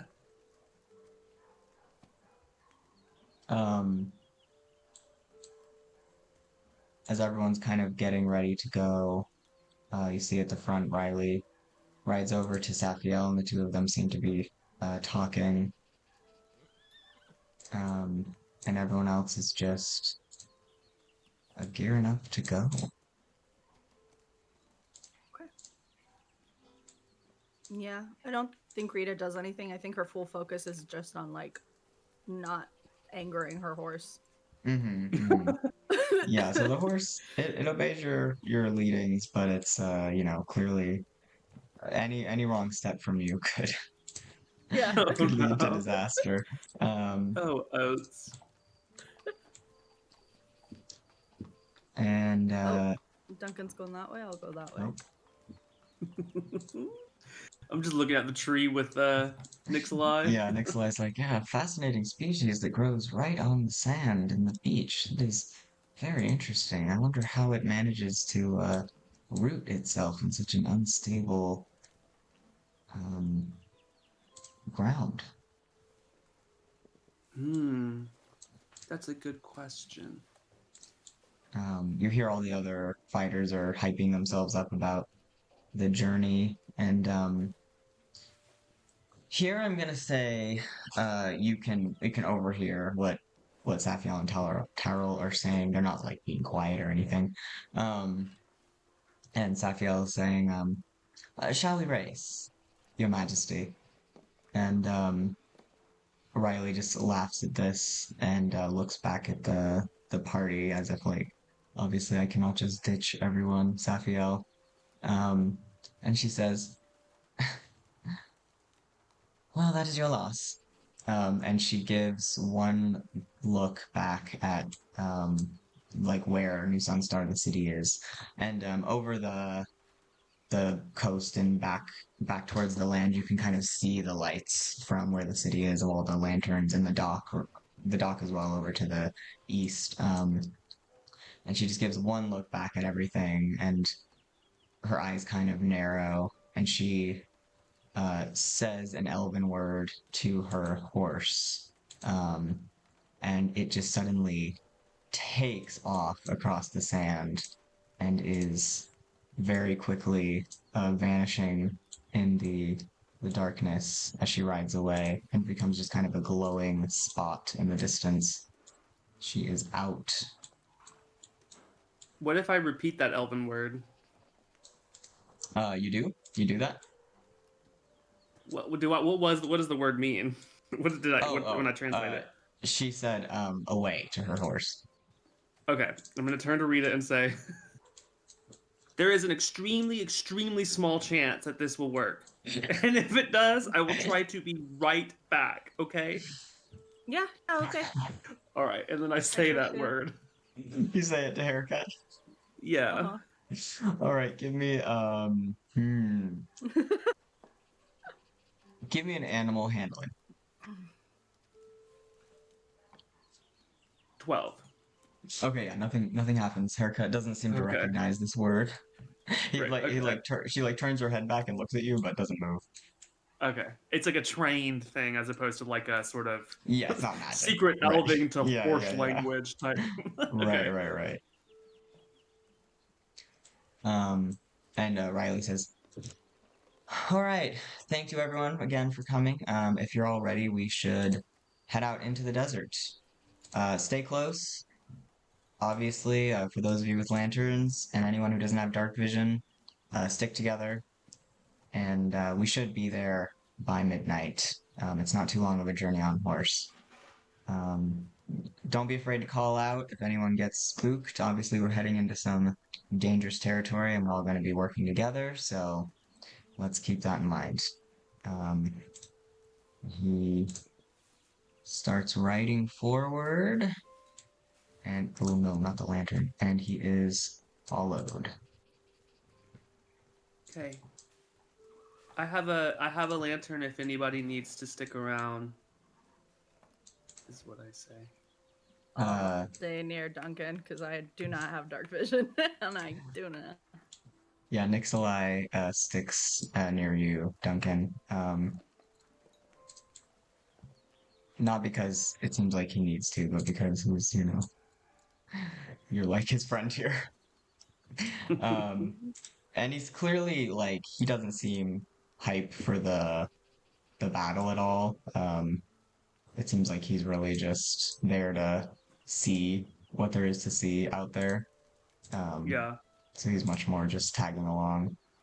And he says, as you're riding, "It was very kind of the king to invite me, but I'm not sure of what use I'll be." Well, when I started my journey with my sister, I really did not know if I could do anything at all. And then a bear attacked us, and I actually ended up fending it off a little bit. Oh, a bear, you say? Yeah. Yeah, Well, I that pull is out impressive. the bear tooth necklace from under my shirt and I show him. Oh, well, that's very beautiful. You are a Thank skilled jeweler on top of everything else I see. Oh no, I'm not the jeweler in the family. I learned a little bit of tanning, so leatherwork kind of a hobby of mine. I see. That is It's a pretty very smelly though. You have to use urine. urine. Yeah, to tan. Well, it's a thing made out of urine. It smells pretty gross. Oh, I see. I had no idea. I don't typically deal in skins of any kind. I try to live more as the animals do themselves. That's pretty It's cool. your speech, by the way. It was really cool. Yeah. Thank you. Yeah. I didn't feel like it was much of a speech. Oh, it went well, I think. The people, they weren't going to get it. But that doesn't mean that what you said was a bad speech. I think it was a great speech for people who get it. Thank you. Right, I Duncan? hope so. That's exactly how it is. If you had spoken just to impress that crowd, you would have been lying about Sylvanas. So I think you made every right choice you had to do. Mm-hmm. He says, "Oh, well, I feel the same way about your speech, Duncan. It was very impressive." As the as the horses all continue forward and people are marching on through the beach, exactly. That's the energy we're bringing. I don't know why so many people have dismounted. I don't know what I've done wrong. Damn, this is a long beach. Damn. This is a long beach, bro. Horse riding plans have gone awry. But as the journey continues, Riley kind of stops taking up the front necessarily and kind of slows back to where you guys are at. And he is trying to catch your eye, Rita. I don't know if you ever looked his way. And I allow that, and I move to the south. Rita blushes when she notices that, and it's just like, damn it. Okay. I thought Core would be here as a potential buffer, and now Duncan's moving away. Okay. Yeah, I quick dipped. I don't know what to say. Do you ride over to him, or do you even look at him, or what's your? I probably glance over at him, and I just like stay. Like I ride as well as I can near him, but I don't start any conversation. Okay. So you kind of ride up to him. He'll kind of God damn it, grab the guy, not the horse. He'll kind of close the distance so you're riding like truly side by side. And he says, "Hi." Yeah. And that is where we're ending it for tonight. Jesus. For today. Wow. Oh gosh. Oh my god. Cass joins us next week, right? Yes, yes. Nice. My horse dreams. I'm turning into horse nightmares. God damn it, these friggin' horses. Oh well, I should have known. Oh no, you're having a moment with the flip. Oh, there it is. Should have known. There we go. God. No, now the horse is trampling Rita. Oh my That's god. okay. It's okay. So next week is our later session, right? Yeah. Yes. So what Okay, time are we great. starting? 6 p.m. PST. Mhm. I'll talk to Cass. We can just have her. Yeah, we'll just have her join at the beginning, I think. So yeah, we'll She'll get be that. with us in the party. Yeah, we'll Go get that riding. figured out. Yeah, I mean, she could be any one of these, one of these folk. So yes, but yeah. So next week we'll be starting at 6 p.m. PST if that still works for y'all. Yeah, the following week will be the one that's a little tricky or just Mhm. different. Well, I mean, we can take a break for the holidays. Could do. I would not mind because once I'm back in Texas, I'm Mhm. literally just gonna be at my mom's place chilling. Okay, So cool. if y'all are wanting to do it, we can like take a break that week of the 11th. Well, Yeah, yeah, I mean, I'm definitely down. We'll see where we're at, where you guys are at with your movement and stuff.